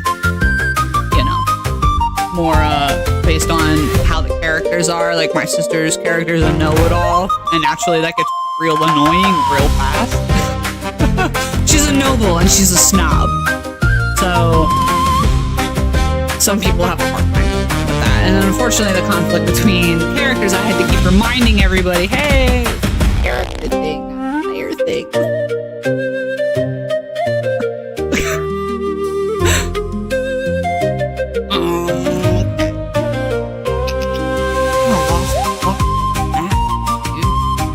My last game in Mothership, they were on a submarine R&D vessel, and the session begins with the submarine basically going down. What a nightmare. What a fucking nightmare. How dare you? That is my worst fear. I was in the Navy, and drowning at sea. Oh, Twitch flagged you for not safe for work content and wouldn't let you join? Oh, well, that's fair. This is kind of a not safe for work campaign that I'm building right now, so I just kind of put that tag on there, because I'm not yet, okay? I'm developing a horror campaign, and some of the things that are going to be required of the players is, not something appropriate for children. So, is boob involved? Oh no, I don't know. Possibly. I know. I don't want to offend your dainty gay sensibilities, James. But no, it's not necessarily a boob thing. It's definitely more of a evil fascist society that you're attempting to overthrow thing. So the things involved with political warfare and general monster horror kind of coming together. That is what, yeah, that's much better than boobs. Yeah, absolutely. Overthrowing a fascist regime and then also fighting werewolves and vampires, you know. Oh, one player's goal? I know. So hi, welcome back to TTRPG Thursdays. James, if you are interested, tomorrow I'm going to be streaming around this time, and we're going to start with some community games, and then it's Feral Friday. We're going to get a little tipsy. We're going to probably get a little gay. It'll be fun. It'll be a good time. One player's goal was to secure all research data, radio for rendezvous, and eliminate anyone who discovers her identity, but another had a goal where her employer wants her to find a suspect corporate spy and eliminate them, but I had placed 3 on the submarine. Oh, that's kind of neat. For a one-shot, I think that's a really compelling campaign. This time tomorrow, yeah, I usually start around 4:30, which would be about like 30 minutes from now. 4:30 or 5 is when I start on Fridays.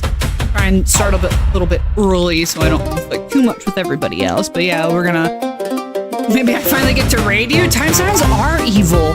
They really are. What a pain in the butt. I try and stay up a little bit late on Fridays, though, but late for me is like an obscene time for you, so I definitely get that. But yeah, we're probably gonna start with some Mecha Chameleon if I have enough people, maybe some Jackbox games before I move into Baldur's Gate. We're playing as a big dumb mommy with her harem of man sluts. So that's what we do on Fridays. That's why it's called Feral Friday. I can stay awake. Cheers.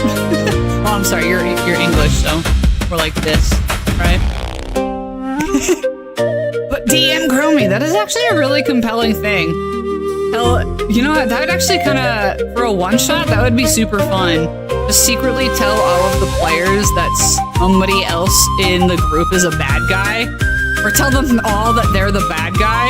And so everybody is the bad guy, and they have to try and figure out how to frame somebody. Yeah, that'd be fun. Or there's like one bad guy, and you like tell everybody, hey, somebody's a bad guy. And everybody's trying, everyone thinks each other's the bad guy, like an Among Us situation. I wish I was into women. Big Dommy Mommy sounds great. Yeah, I used the big muscular build, and she's a half-orc, so she's got like tusks and stuff.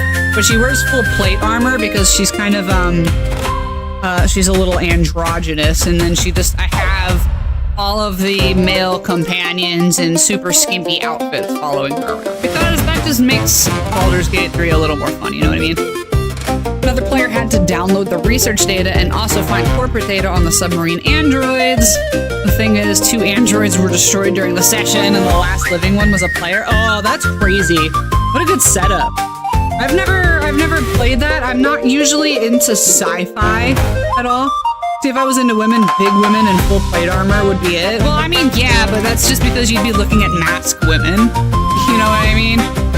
If you were bisexual and you like men and masked women, I think I'd say you were probably just gay and not. Maybe it becomes bisexual James Friday. Maybe.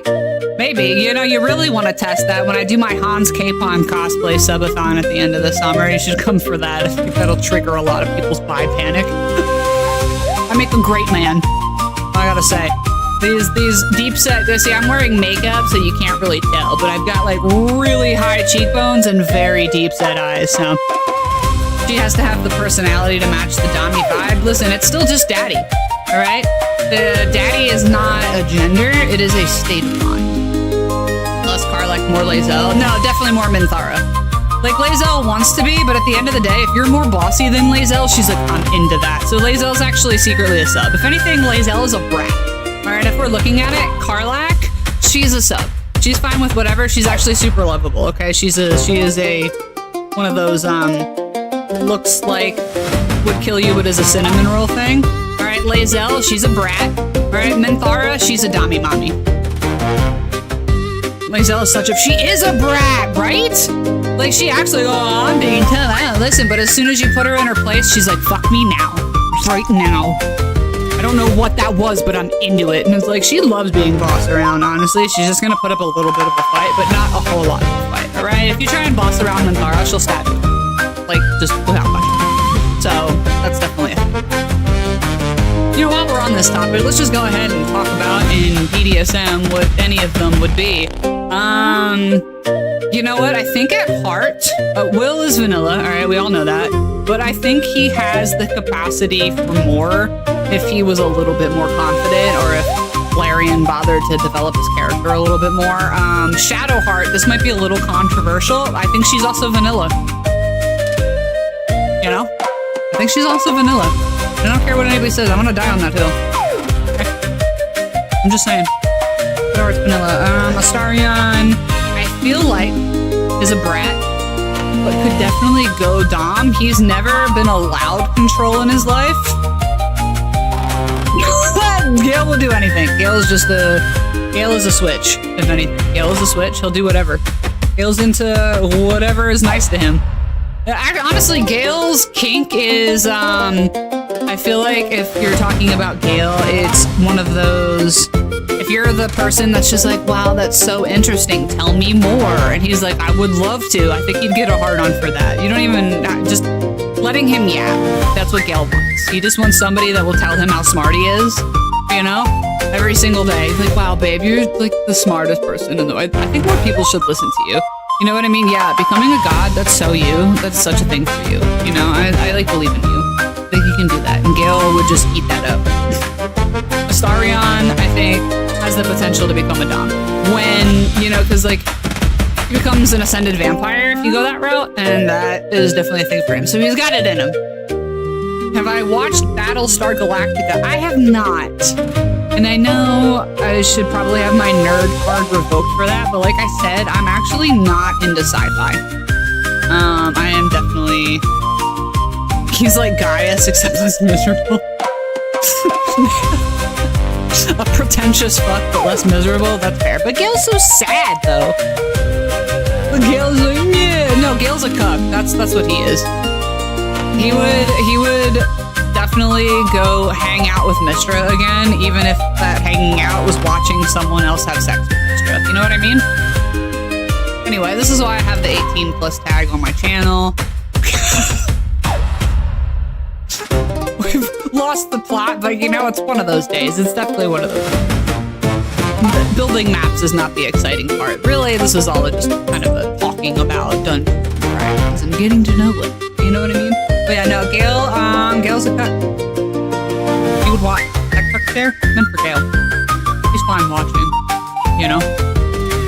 He would let Mr. Cuck him, and he would do it happen.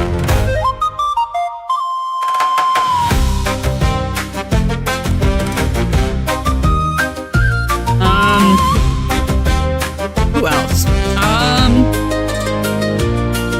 Oh, what's your face? Oh, the Druid! Halson, definitely a switch. But his size, I think, would definitely make him more of a competition with that bear shit.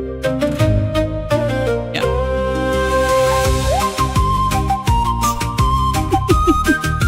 Anyway, we're making maps. I don't want to make maps anymore. It's fine. I have to go soon anyway. I wasn't going to make this a super long one because we were just going to be chatting. Let's do some more Ask Me Anythings because I have a huge list, and talking about D&D is way more fun than watching me be sad. Ask you, how often should the villain appear? It really depends on your villain and what you mean by appear. You know, and one of the campaigns that I'm running right now, the villain... well, I mean, initially the villain... was appearing pretty frequently, but not as themselves. Everybody kind of saw him differently, and that made the experience, I think, a little more entertaining. He would show up in teams, typically, as a trustworthy character that they know and love, or will become to know and love. And that was meant to kind of sway people, so at least they had an idea that this was like the big villain. However, everybody sided with him almost immediately, even though I was doing my best evil guy voice. I have an ad starting in okay. Oh no, I forget that the ads start. I guess we can wait for a second while that's happening. Raise your hand if you're still here, even though there's ads. I don't know who has Twitch Turbo and who does not. Fine, I'm just gonna drink this while we wait.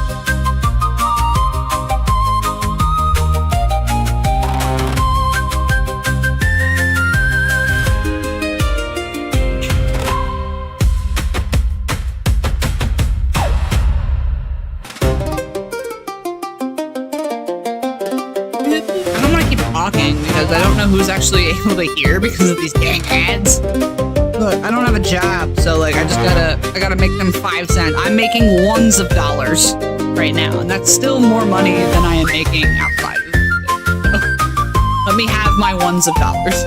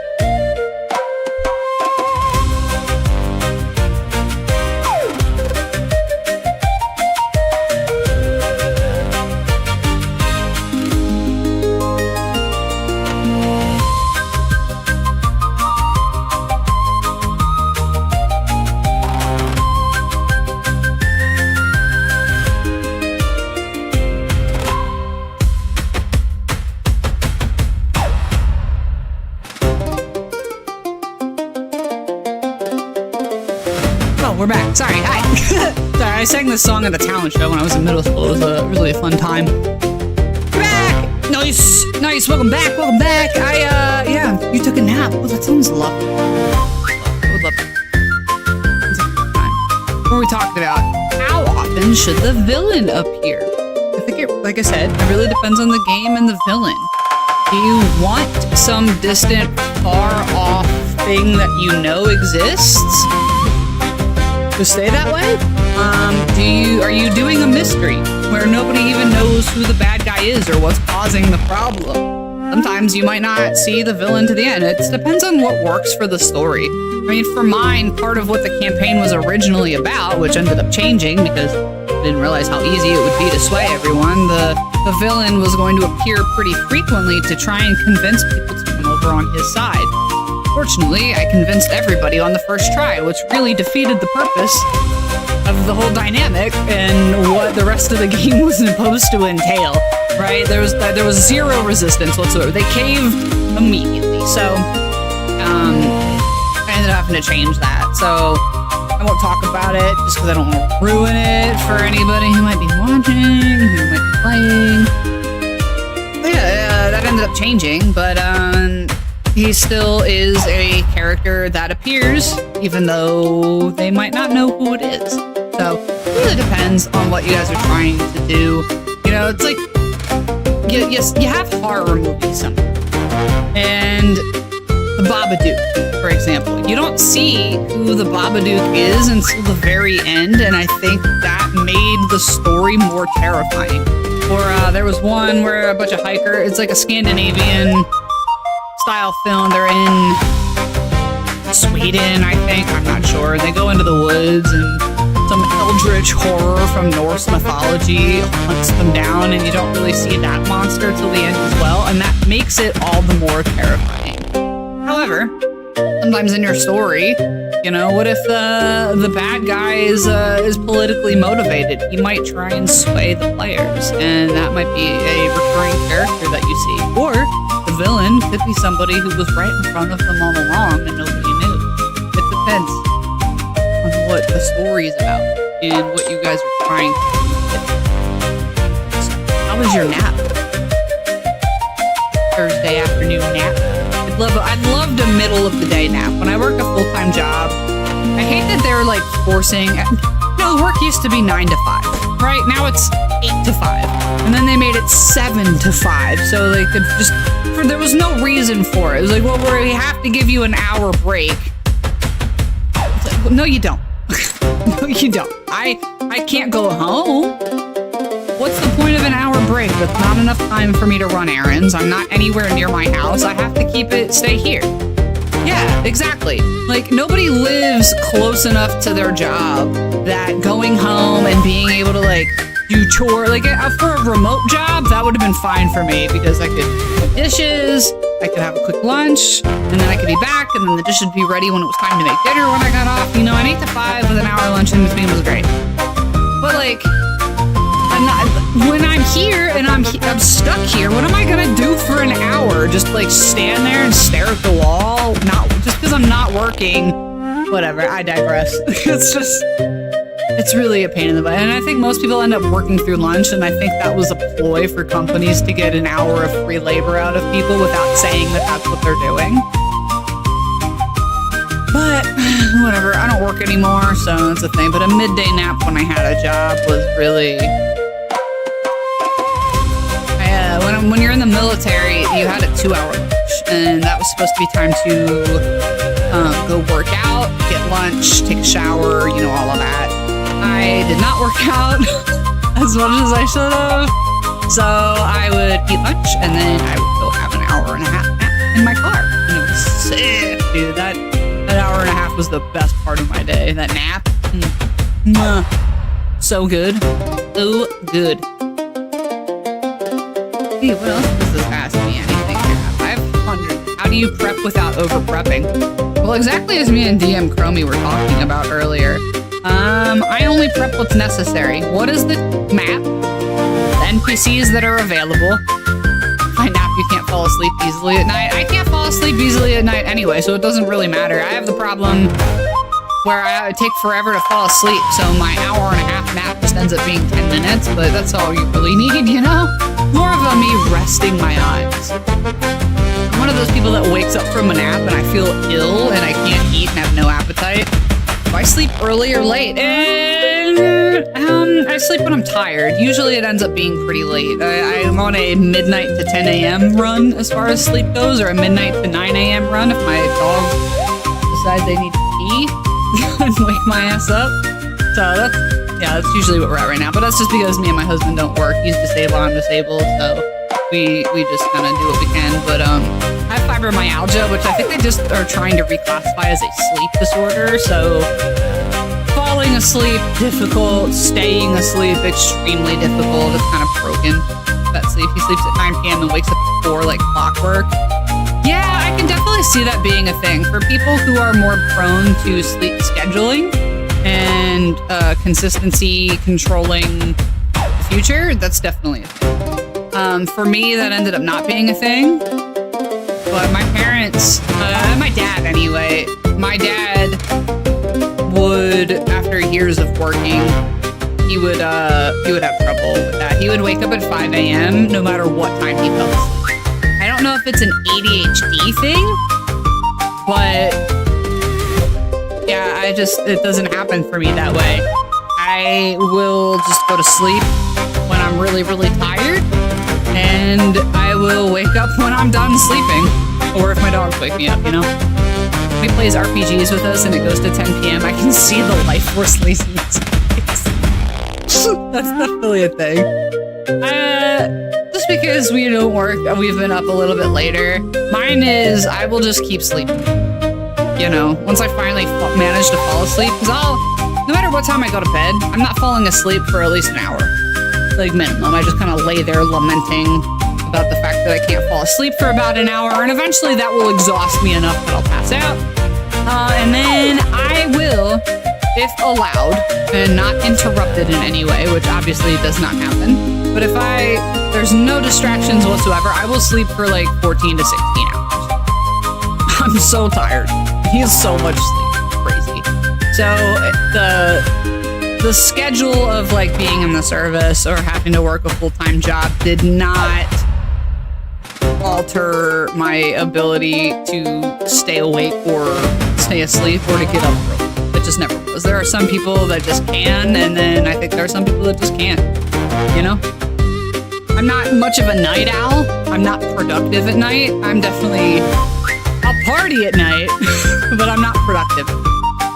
So that's definitely the difference there. I can party until like 1 in the morning, but I think that's just because after I think it's the same for everybody. After like a certain amount of substance, you're like, well, no, I can't rave. I get too tired. I am too exhausted. I am disabled. I do not dance. I would be so out of breath and ready to leave, and it's so overstimulating. I can't do all the lights. That's too much. I would get a migraine. All right, I would get overstimulated and just leave without telling anybody. But a party for me is me and a big group of people sitting there playing games and getting a little tipsy. And that's usually how parties ended up working. But when you're old, that's just marathon D&D. That I can do. I can do that forever. I'm not kidding. We played D&D for like 12 hours during that one weekend that we had. Yeah, we'll play. Like, I would be up all night. I played on my last Feral Friday, which I did not publish, but like 2 weeks ago, my brother came on as well. My husband was there, and we played some Jackbox games until I think like 1 in the morning. It was pretty crazy. I was streaming for like 7 or 8 hours or something close to that. It ended up being. I started at 6 and we played. It was a good time. That's a party for me. As long as you're laughing, I need an activity that isn't like a physical activity. I just need an activity in order to keep going. Because as soon as the lull happens where everyone's just standing around talking, I'm like, nope, I'm falling asleep. I fall asleep if I sit for too long. Me too. At work, I have to stand, or if I'm watching TV, I have to be eating. Yeah, I have to do something with my hands. I can't like do one thing seated, like staring at something. Movies are the worst for me. I can't like go to the movies unless I'm like hopped up on something like a ton of caffeine before we go. Or what me and my husband like to do, the movie theater closest to us, there's a Mexican restaurant across the street. So we'll do the date night where we'll get a matinee movie for like $5. And then we'll get there an hour early and we'll go across the street and get a pitcher of margarita and then bottomless chips and salsa. We'll just do that until the movie starts. That's fine. But otherwise we like to go to the movie theaters that are restaurants, so I have something to be doing with my hands the whole time. I gotta be eating or like fidgeting or something. If I'm not moving a little bit, but I can't move too much. I don't dance. I get way too tired. Okay. Physically unwell. Mentally also unwell. But yeah, definitely physically unwell. When I teach, I let the students crochet or whatever because it's a night class. Yeah, whatever they gotta do to stay awake. And also just giving people something to do that with their hands is a great way to get people with ADHD to pay attention to what you're saying. DM Chromie, I would love to do a D&D marathon. I have people that could keep up, you know what I mean? Some people can't keep up. Peasants, a lot of them. Oh, it was an awesome day. We went to go see Masters of the Universe a couple weeks ago, and we did exactly that. We had a picture of mango margaritas and then all the chips and salsa that our stupid little hearts could handle. Which was a shame, because we didn't get to finish the movie because the projector broke. He went, I have the power! And then the lightning hit, and then the projector shut off, and they couldn't get it up and running again. So we got all turned up for nothing, but, it was still a really fun experience for that kind of movie. I wouldn't go see, like, Young Washington, after getting a little tipsy, but for some like Guardians of the Galaxy, that's a great movie to do margaritas and chips and salsa before going. Yeah, it's kind of what Feral Friday is about. You get a little tipsy and then we just go ham on whatever goofy fun time games or whatever we're doing for that, So, I think I'll start with some. Well, it depends on when everybody gets there. They gave us a refund, Moe, so it's kind of close enough, I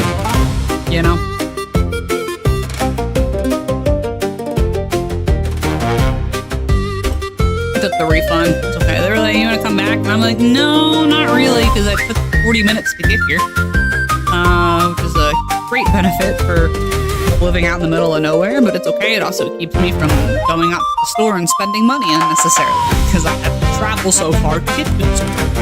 But it was fun though.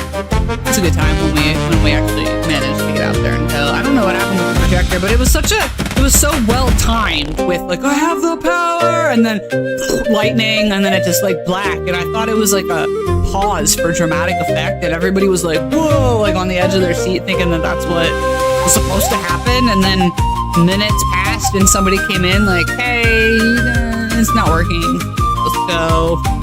Sorry. I was so mad too. Oh, boy. Well, anyway, guys, this was fun talking about D&D. That's what this is kind of all about, getting to know everybody and their D&D styles. You know, especially it's nice having another DM in the room. I'm a forever DM, so having another one around is always really good. Let's find somebody to raid before I hop off of here. Oh, I got a fun. I am 13. Okay, you guys, I am 13 follows away from my Hans K. Ponathon. 13 follows, as well as hopefully my costume coming, because they haven't messaged it's supposed to be here in a week, and as of July 4th, they hadn't even picked out a fabric yet, so I don't know how quickly they'll be able to get it together. I'm supposed to have it by the 9th, because that's where, or the 8th, I'm going to Comic-Con, so hopefully I have it. We'll see what happens. I'm getting a little nervous. I'm not gonna lie, I'm getting a little nervous. But we'll see what happens. Let's find somebody. Let's go read Tricky. I don't know if you guys are familiar with Tricky. Alright, he is just straight up good vibes only all of the time. Right now he's playing Mass Effect Legendary Edition. Sometimes we play some D&D together. He's not on very often, and so I think he is an underrated streamer. He is really fun to talk to. He's really good at talking. His impressions are great. And like I said, he's good vibes, so I think he needs more love. So we're gonna go raid Tricky. Okay, guys? Alright, the raid message is going to be... Oh, gosh. Boom, boom, boom. Bringing the havoc. Okay. Yes, hi, Daddy. Welcome back. We're leaving. We're gonna go raid Tricky, because he's sweet, and he's playing Mass Effect, and I love Mass Effect, so we're gonna go do that. Anyway, I'll see you guys tomorrow for Feral Friday. I'm gonna be starting at 4:30. We're gonna probably do some community games at some point. And, yeah, anyway. Love you, bye.